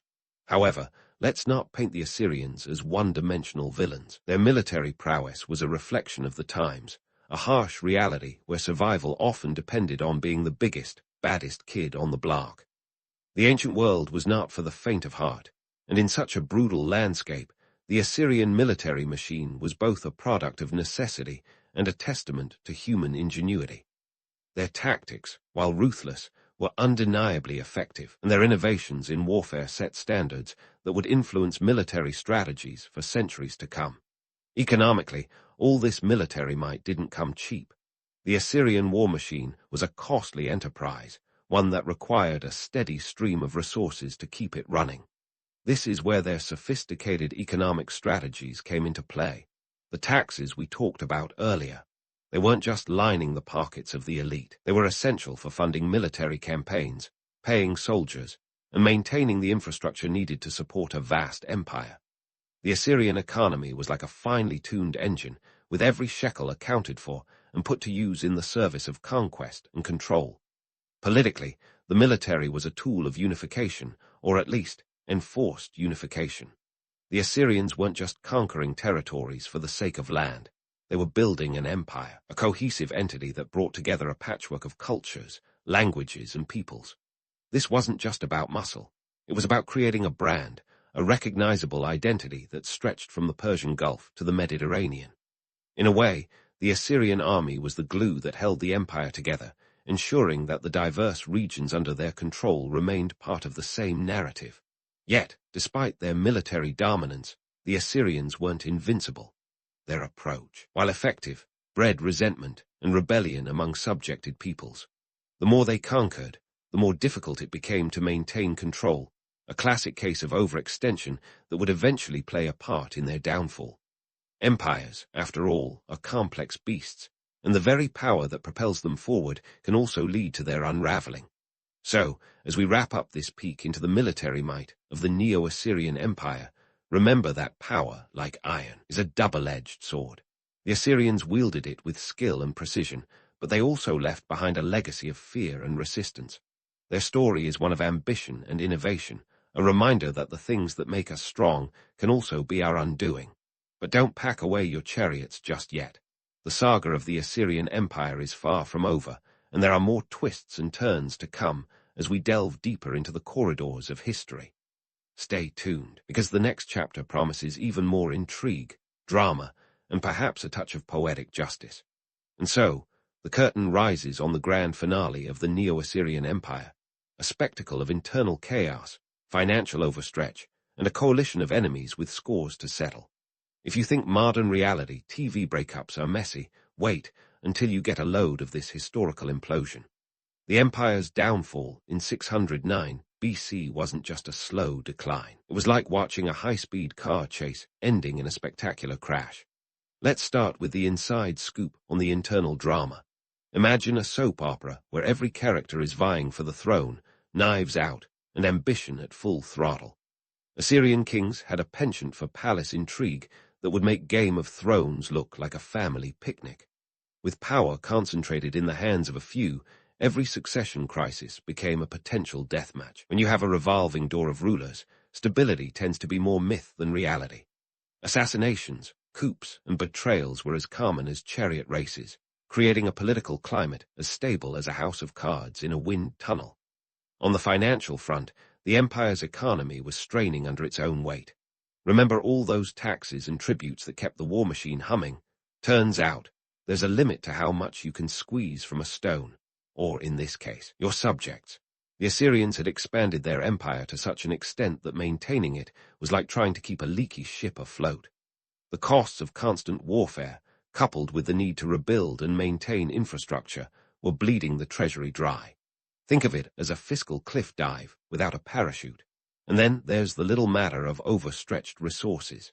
When your empire stretches from the Persian Gulf to the Mediterranean, logistics become a nightmare. Supplying far-flung garrisons and maintaining communication across vast distances was no small feat, even for the Assyrians.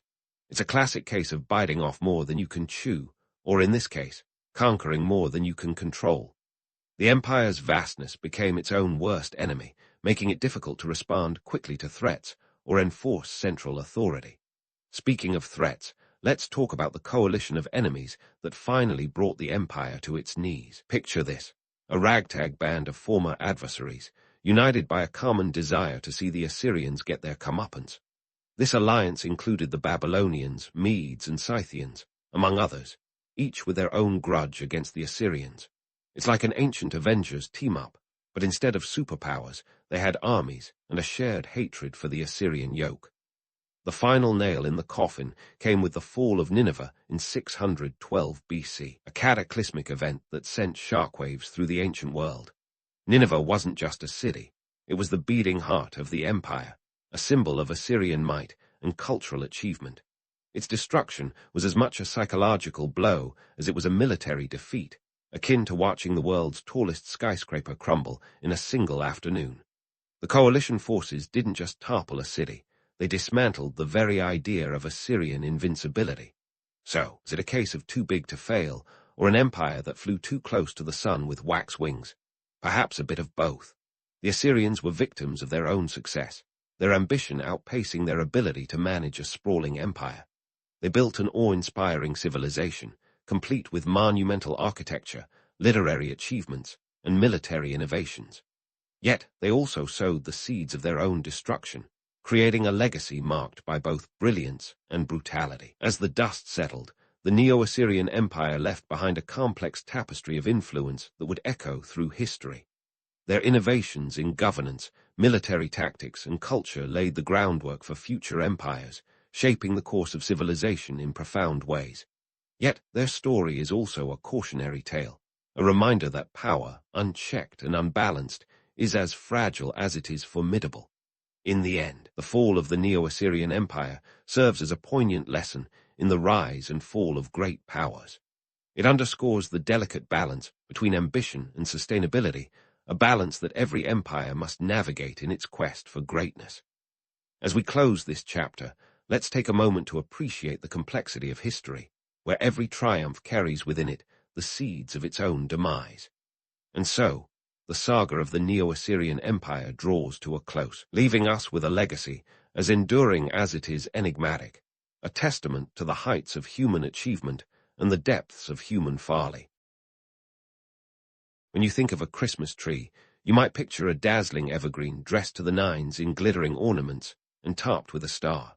But before you get swept away by the festive glamour, let's rewind to when Christmas trees were more about pagan rituals than holiday cheer. Yes, those pagans loved a good tree. They were all about that evergreen life. For them, it symbolized life in the dead of winter, a little slice of green hope amidst the frostbite and gloom. This was long before any twinkling lights or red-nosed reindeer got involved. Fast forward to 19th century Germany, the birthplace of the modern Christmas tree as we know it. Germany was all about tradition, and they were determined to take these ancient pagan roots and spruce them up, pun intended. The Germans began bringing trees indoors and decorating them with edible ornaments, because why not combine holiday decorations with snacks? We're talking apples, nuts, and gingerbread. It was less about the glitz and more about satisfying the sweet tooth. Enter Queen Victoria and Prince Albert, the royal power couple of the 19th century. In 1848, they became the ultimate Christmas influencers when they decided to showcase their own Christmas tree in the Illustrated London News. The image of the royal family gathered around their tree was like the moment of the century. If Victoria and Albert were doing it, then every self-respecting Victorian household simply had to have a tree of their own. The Illustrated London News might as well have been the Instagram of its day, and that snap of the royal couple with their tree went viral. Suddenly, trees were popping up in parlours across Britain faster than you could say, "God save the Queen." This wasn't just about keeping up with the Windsors. It was about class and status. The Victorians, never ones to shy away from a bit of social climbing, used the Christmas tree as a way to say, hey, we're sophisticated too. And they weren't just slapping a few apples on branches. No, they went all out. Glass ornaments from Germany, handcrafted decorations, and eventually electric lights. Because why stop at candles when you can risk an electrical fire? Now, let's sprinkle in some economic context.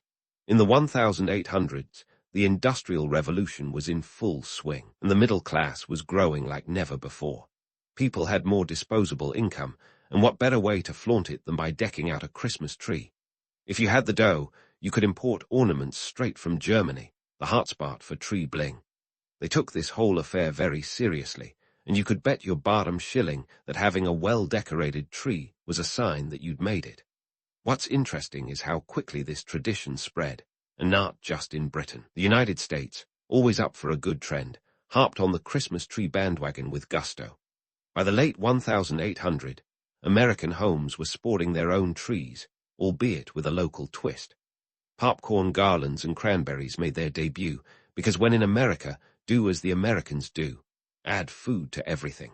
It's worth noting that the popularity of the Christmas tree wasn't just about aesthetics or status. It was about creating a sense of togetherness and tradition in a rapidly changing world. The Industrial Revolution brought about massive societal shifts, and people were clinging to anything that felt familiar and comforting. The Christmas tree was more than just a pretty face. It was a beacon of stability during a time of upheaval.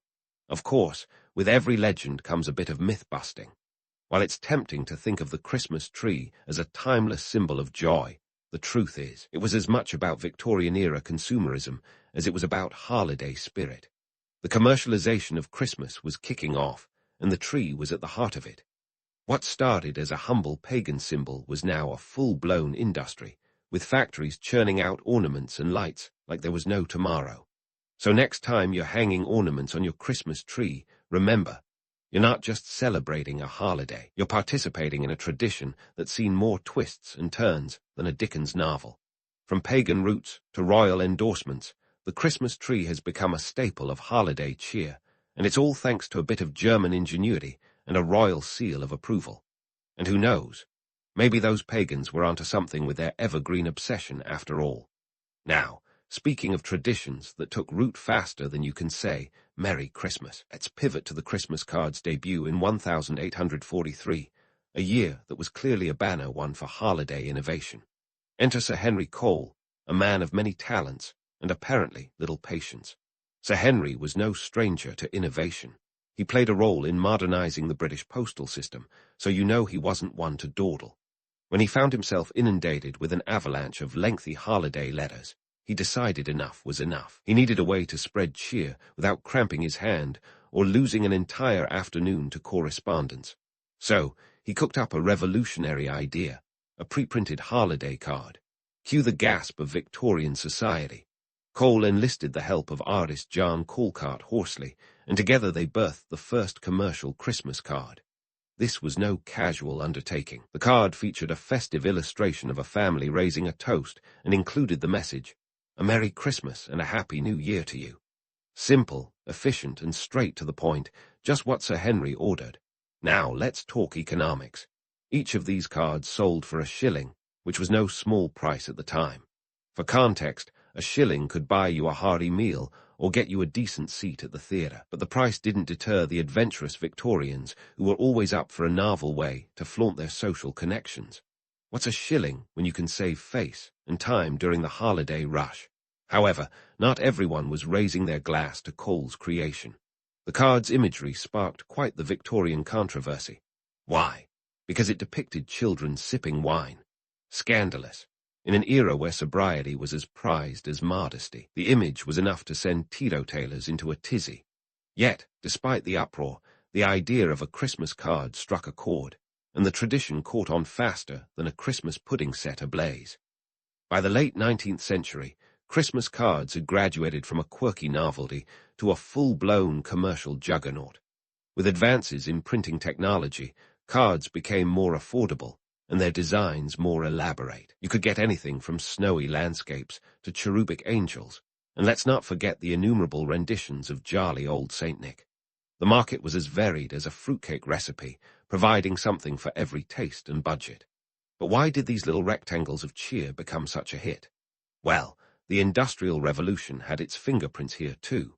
With the rise of the middle class, people had more disposable income and a growing appetite for consumer goods. Christmas cards were a perfect product, affordable, personal, and a way to keep up with the Joneses, or should I say, the Victorians. Sending a card was like sending a little piece of yourself, minus the need for a lengthy letter. And let's be real, who doesn't love saving time? Beyond economics, there was the social factor. Victorian society was as much about appearances as it was about actual substance. Sending and receiving Christmas cards became a social ritual, a way to maintain connections and display one's social network. It was like a 19th century LinkedIn, but with more Harley and fewer endorsements. If you were anybody, you had a mantelpiece full of cards come December. But let's not sugarcoat it. This was a commercial endeavor at its heart. The Christmas card industry was a well-oiled machine, with artists, printers, and merchants all cashing in on the holiday cheer. By the 1880, the market was flooded with cards, and companies were competing fiercely to capture the public's imagination and their shillings. The romantic idea of spreading goodwill was interwoven with the very unromantic reality of making a buck. It was a Dickensian world, after all, where industry and sentimentality walked hand in hand. And yet, despite, or perhaps because of, its commercialization, the Christmas card became an enduring symbol of the season. It was a way to bridge the gap between the personal and the public, the sentimental and the economic. People were navigating a rapidly changing world, and the Christmas card offered a way to hold onto tradition while embracing modernity. So, next time you dash off a quick holiday card, remember you're standing on the shoulders of Sir Henry Cole's impatience. You're participating in a tradition that's as much about innovation and industry as it is about holiday cheer. From controversial beginnings to commercial success, the Christmas card is a testament to the human need for connection and a clever way to dodge writing those endless holiday letters. Stay tuned, because the 19th century wasn't done decking the halls with newfangled ideas just yet. Now, let's unwrap the next layer of this festive onion and delve into the merry world of gift-giving, which, believe it or not, hasn't always been the holiday's main event. Before we could blame capitalism for our December credit card bills, Christmas gifts were more about small gestures than grand displays. Think handmade trinkets and perhaps a knitted scarf from Aunt Mildred, not exactly the stuff of Black Friday nightmares. In the 19th century, however, the landscape started to change faster than you can say Santa's workshop. The Industrial Revolution was turning society on its head, making mass production the new norm. Suddenly, handmade gifts were being replaced by factory-produced goods. And let's face it, who wouldn't trade a lumpy, uneven scarf for a shiny, new toy made with the precision only machinery could offer? By the late 1800, the commercialization of Christmas was in full swing, and gift-giving was becoming a cornerstone of the holiday season. Enter department stores, the new kids on the block, who saw an opportunity and ran with it like reindeer on a caffeine high. These retail behemoths were the cathedrals of consumerism, and they knew how to stage a spectacle. Picture this: elaborate window displays showcasing all the latest must-haves, from dolls to train sets, each one promising to make this Christmas the most magical yet. And let's not forget the role of clever marketing. Department stores pioneered tactics that would make a modern-day marketer swoon. They offered everything from holiday sales to in-store Santas, turning shopping into an experience rather than a chore. This transformation wasn't just about selling more stuff, although that was certainly a perk. It was about tapping into the burgeoning middle class's desire for status and novelty. With more disposable income than ever before, people were eager to flaunt their wealth and embrace the latest trends. And what better way to do that than by stuffing stockings with the most fashionable gifts of the season? Let's not sugarcoat it. This was consumerism with a capital C. The rise of gift-giving as a holiday staple was as much about economics as it was about spreading cheer. By encouraging people to buy more, department stores were not just shaping Christmas traditions, they were redefining what it meant to celebrate the holiday. The message was clear. To have a Merry Christmas, you needed the right gifts. And if that meant going into a bit of debt, well, so be it. But before you start thinking of the Victorians as the original Grinches, let's give credit where it's due. They weren't entirely in it for the money. This was also a time of profound social change, and the holiday provided a way to foster connections in an increasingly impersonal world. The act of gift-giving became a way to express love and gratitude, a tangible symbol of care in a society that was rapidly moving away from its agrarian roots.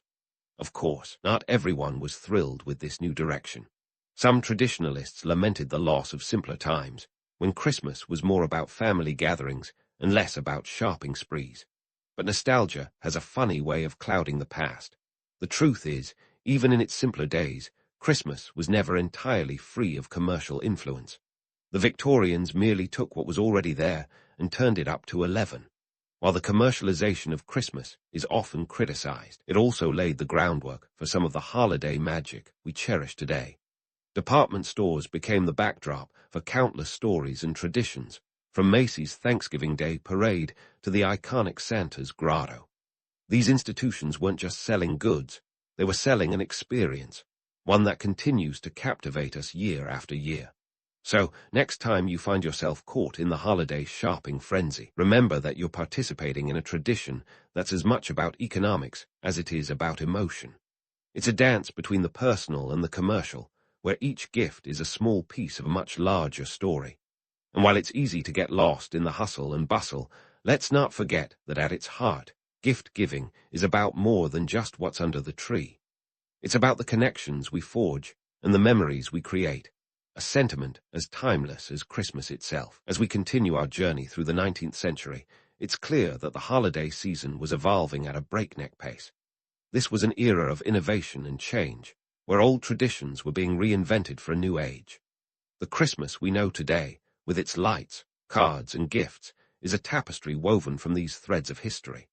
And while some might mourn the loss of simpler times, others celebrate the creativity and ingenuity that brought us to where we are now. There's still more to explore in our holiday saga, so stay tuned as we continue to unravel the story of how Christmas became the festive juggernaut it is today. We've covered trees, cards, and gifts, but there's plenty more holiday cheer and a few more myths to dissect. As they say, the best is yet to come. Speaking of Dickensian worlds, let's talk about the man himself, Charles Dickens. If Christmas is a stage, Dickens is its playwright, forever immortalized as the guy who turbocharged holiday sentimentality. His 1843 novella, A Christmas Carol, didn't just tell a story, it redefined the holiday narrative. Let's be real. Before Dickens, Christmas wasn't exactly the Yuletide juggernaut we know today. It was more like a seasonal blip, a cozy family gathering with a side of church-going. Dickens took that sleepy tradition and gave it a shot of moral caffeine, turning it into a celebration of goodwill and redemption. But why did A Christmas Carol resonate so profoundly in the 19th century? The Industrial Revolution was busy flipping society on its head, and life was about as stable as a two-legged stool. Urbanization was drawing people into cities faster than you could say foggy London, transforming pastoral communities into bustling urban centers. And let's not forget the rise of the middle class, who were just starting to flex their economic muscle and were hungry for narratives that mirrored their experiences. Dickens served up a tale that hit home, literally and figuratively. Ebenezer Scrooge, with his miserly ways, was a cautionary tale for a society grappling with rapid change and widening economic divides. The novella wasn't just a heartwarming tale of redemption. It was social commentary wrapped in tinsel. Dickens used Scrooge to spotlight the harsh realities of poverty and social neglect that were rampant in industrial Britain. With Scrooge's transformation, Dickens not only created a compelling narrative arc, but also laid out a moral blueprint for how society could, and should, conduct itself. Let's face it, the message was as subtle as a fruitcake to the face. Wealth carries a responsibility. It was a call to action, urging readers to embrace charity and kindness, especially during the holiday season. And boy, did it work. A Christmas Carol sold out its initial print run of 6,000 copies in just a few days, and its influence spread faster than a Victorian gossip column. The novella struck a chord, and suddenly Christmas wasn't just a time for quiet reflection, but a season for generosity and community. It was like Dickens handed out a collective permission slip to feel something other than financial anxiety during the holidays. The man managed to make snow-covered streets and ghostly visitations a staple of Christmas tradition, and that's no small feat. But let's not sugarcoat Dickens' motives. Yes, he was deeply concerned about social issues, but he also had bills to pay. He penned A Christmas Carol in a feverish 6 weeks, driven by financial pressures as much as by moral outrage. Dickens was no saint. He was a savvy businessman who knew a lucrative opportunity when he saw one. He tapped into the burgeoning Christmas market with the precision of a modern-day influencer. The novella became a cash cow, spawning adaptations, theatrical performances, and a myriad of merchandise. Dickens essentially turned Christmas into a brand, and he was its chief marketing officer. Now, while we're talking about Christmas as a brand, let's circle back to the Industrial Revolution. This period wasn't just about steam engines and textile mills. It was a seismic shift in how people lived and worked. Factories were springing up faster than you could say laissez-faire, and with them came a sea of changes in labor and leisure. The workweek was grueling, but it also standardized time off, giving workers a predictable break during the holiday season. With more defined schedules, people could actually plan festivities, and what better time to do so than during Christmas? Urbanization was a double-edged sword. On one hand, it uprooted traditional ways of life, but on the other, it created new opportunities for socializing and community. The rise of department stores wasn't just a retail revolution, it was a social one. These emporiums became communal spaces where people gathered, not just to shop, but to bask in the holiday spectacle. And let's not overlook the role of railways, those iron veins crisscrossing the country, making it easier for families to reunite for the holidays. The world was getting smaller, and Christmas was becoming the connective tissue holding it all together. Amidst this whirlwind of change, the middle class emerged as both a product and a driver of these transformations. With newfound wealth came a desire to mimic the upper classes, and what better way to do so than through lavish holiday celebrations? Christmas became a stage for social aspirations, a chance to showcase one's refinement and taste. Think of it as the 19th century equivalent of Keeping Up with the Joneses, except with more plum pudding and less Instagram. Of course, not everyone was thrilled with this transformation. Pockets of resistance clung to the idea of a simpler, more pious Christmas, untouched by commercialism. But let's face it, nostalgia is a tricky beast. The notion of a pure Christmas, free from the taint of consumerism, is as much a myth as Santa's workshop. Even before Dickens and the department stores, the holiday had its fair share of economic entanglements. The Victorians just added their own flair to the mix, turning Christmas into an event as grand as their ambitions. And yet, for all its commercial trappings, Christmas retained a core of warmth and goodwill, thanks in no small part to the likes of Dickens. His influence created a holiday that was both a communal gathering and a personal reflection, a time to give and to receive. It was a balancing act between sentiment and capitalism, tradition and modernity, a dance that continues to this day. So, as we wrap up this chapter of our historical romp, remember this. Christmas, as we know it, is a tapestry woven from the threads of social change, economic ambition, and cultural reinvention. It's a holiday that has evolved alongside us, reflecting our best and worst instincts. And as we prepare to uncover more of its storied past, let's raise a metaphorical glass to the Victorians, who, despite their many contradictions, managed to gift us a tradition that's as enduring as it is enchanting. Stay tuned for more as we dive deeper into the Christmas saga, because if history has taught us anything, it's that the ghosts of Christmas past are never quite done haunting us.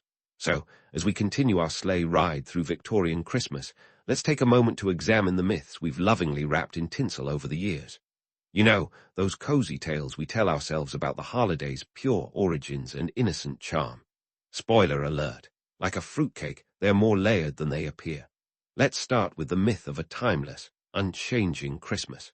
The Victorians, those masters of reinvention, are often credited with crafting the modern Christmas. But before you get too swept up in nostalgia, remember that they were the original holiday hackers. The notion that Christmas has always been this picturesque celebration of goodwill and peace is about as accurate as a one-horse open sleigh ride through a snowstorm. The truth: Christmas has been a chameleon, adapting to the social and economic climate like a holiday shapeshifter. Sure, they gave us carols and crackers, but they also threw in a good helping of commercialism, proving that even in the 19th century, holiday cheer came with a price tag. And speaking of price tags, let's talk about the economics, because nothing says Merry Christmas like a little financial reality check. The Industrial Revolution, with its steaming trains and clattering factories, didn't just change how people worked. It also changed how they celebrated. By 1840, the steam engine had turbocharged commerce, making it easier to spread holiday traditions faster than a rumor in a Victorian parlor. This was the era when department stores, those grand palaces of consumerism, began their reign. They weren't just selling goods, they were crafting experiences, drawing people in with lavish displays and those irresistible deals that practically screamed, "Buy me!" And buy they did. The middle class, swelling like a Christmas pudding, was eager to showcase its newfound wealth. But it wasn't just about flaunting what you had. It was about creating connections in an increasingly disconnected world. Gift-giving became a social glue, a way to say, "I see you, I appreciate you," in an era where face-to-face interactions were dwindling. Of course, this also meant that holiday spending shot up faster than Santa's sleigh on Christmas Eve. By the end of the 19th century, the commercialization of Christmas was a full-blown phenomenon, with holiday expenses becoming a significant line item in the family budget. Now, let's address another myth: the idea that Christmas has always been about family and togetherness. The Victorians certainly popularized this notion, but it's worth noting that they were also navigating a world of rapid urbanization and social upheaval. The holiday served as a balm for a society grappling with the loss of traditional communal ties. It was less about preserving an age-old custom and more about creating new rituals to suit modern life. And yes, while Dickens, A Christmas Carol, painted a heartwarming picture of holiday redemption, it also highlighted the grim realities of class disparity and the urgent need for social reform. In other words, the holiday cheer came with a side of social consciousness, a reminder that even in the season of goodwill, there was work to be done. What about the cozy, postcard-perfect vision of Christmas with its crackling fires and snow-draped landscapes? Picture-perfect indeed, but also largely a construct. The truth is, Victorian homes were more likely to be warmed by coal stoves than roaring fires, and the streets of London were often more slushy than snowy. Yet the imagery of a white Christmas persisted, fueled by nostalgia and a yearning for simpler times. It's a testament to the power of romanticized narratives, which can be as comforting as a mug of hot cocoa on a cold winter's night. So, what's left when we peel back the layers of myth and nostalgia? We find a holiday that's as multifaceted as the people who celebrate it. Christmas, in its Victorian guise, was a reflection of its time. a blend of tradition and innovation, sentimentality and commerce. It was a holiday that embraced the contradictions of a society in transition, crafting new customs from the threads of the past. And while the Victorians may not have invented the holiday spirit, they certainly gave it a modern twist that continues to resonate. Fast forward to today, and we find ourselves juggling the same balancing act between sentiment and consumerism. The ghosts of Christmas past still linger in our bustling malls and twinkling holiday lights, reminding us that the season's magic lies as much in its imperfections as in its traditions. Yes, the holiday has evolved, but its core remains, a time to connect, to give, and to reflect. And if that means enduring a bit of holiday hustle and the inevitable credit card bill, well, perhaps that's the price of admission for a little seasonal joy. In the end, the Victorian legacy is one of creative adaptation, transforming Christmas into a holiday that mirrors our hopes and fears, our dreams and realities. It's a tradition that invites us to look beyond the myths and embrace the messy, beautiful truth of the season. So, as you hang your ornaments and sign your cards, remember that you're part of a story that's been unfolding for centuries, an ever-evolving tapestry woven from the threads of history and the fabric of human experience. As our holiday history tour wraps up, let's raise a toast to the Victorians who, despite their contradictions and complexities, managed to weave a little magic into the fabric of everyday life. They remind us that while the trimmings may change, the heart of Christmas endures, a celebration of connection, compassion, and yes, even a little consumerism. So deck the halls, hang the stockings, and enjoy the season's sparkle, knowing that you're part of a tradition that's as rich and varied as the history that shaped it. Here's to the past, present, and future of Christmas, a holiday that's anything but ordinary and all the more enchanting for it.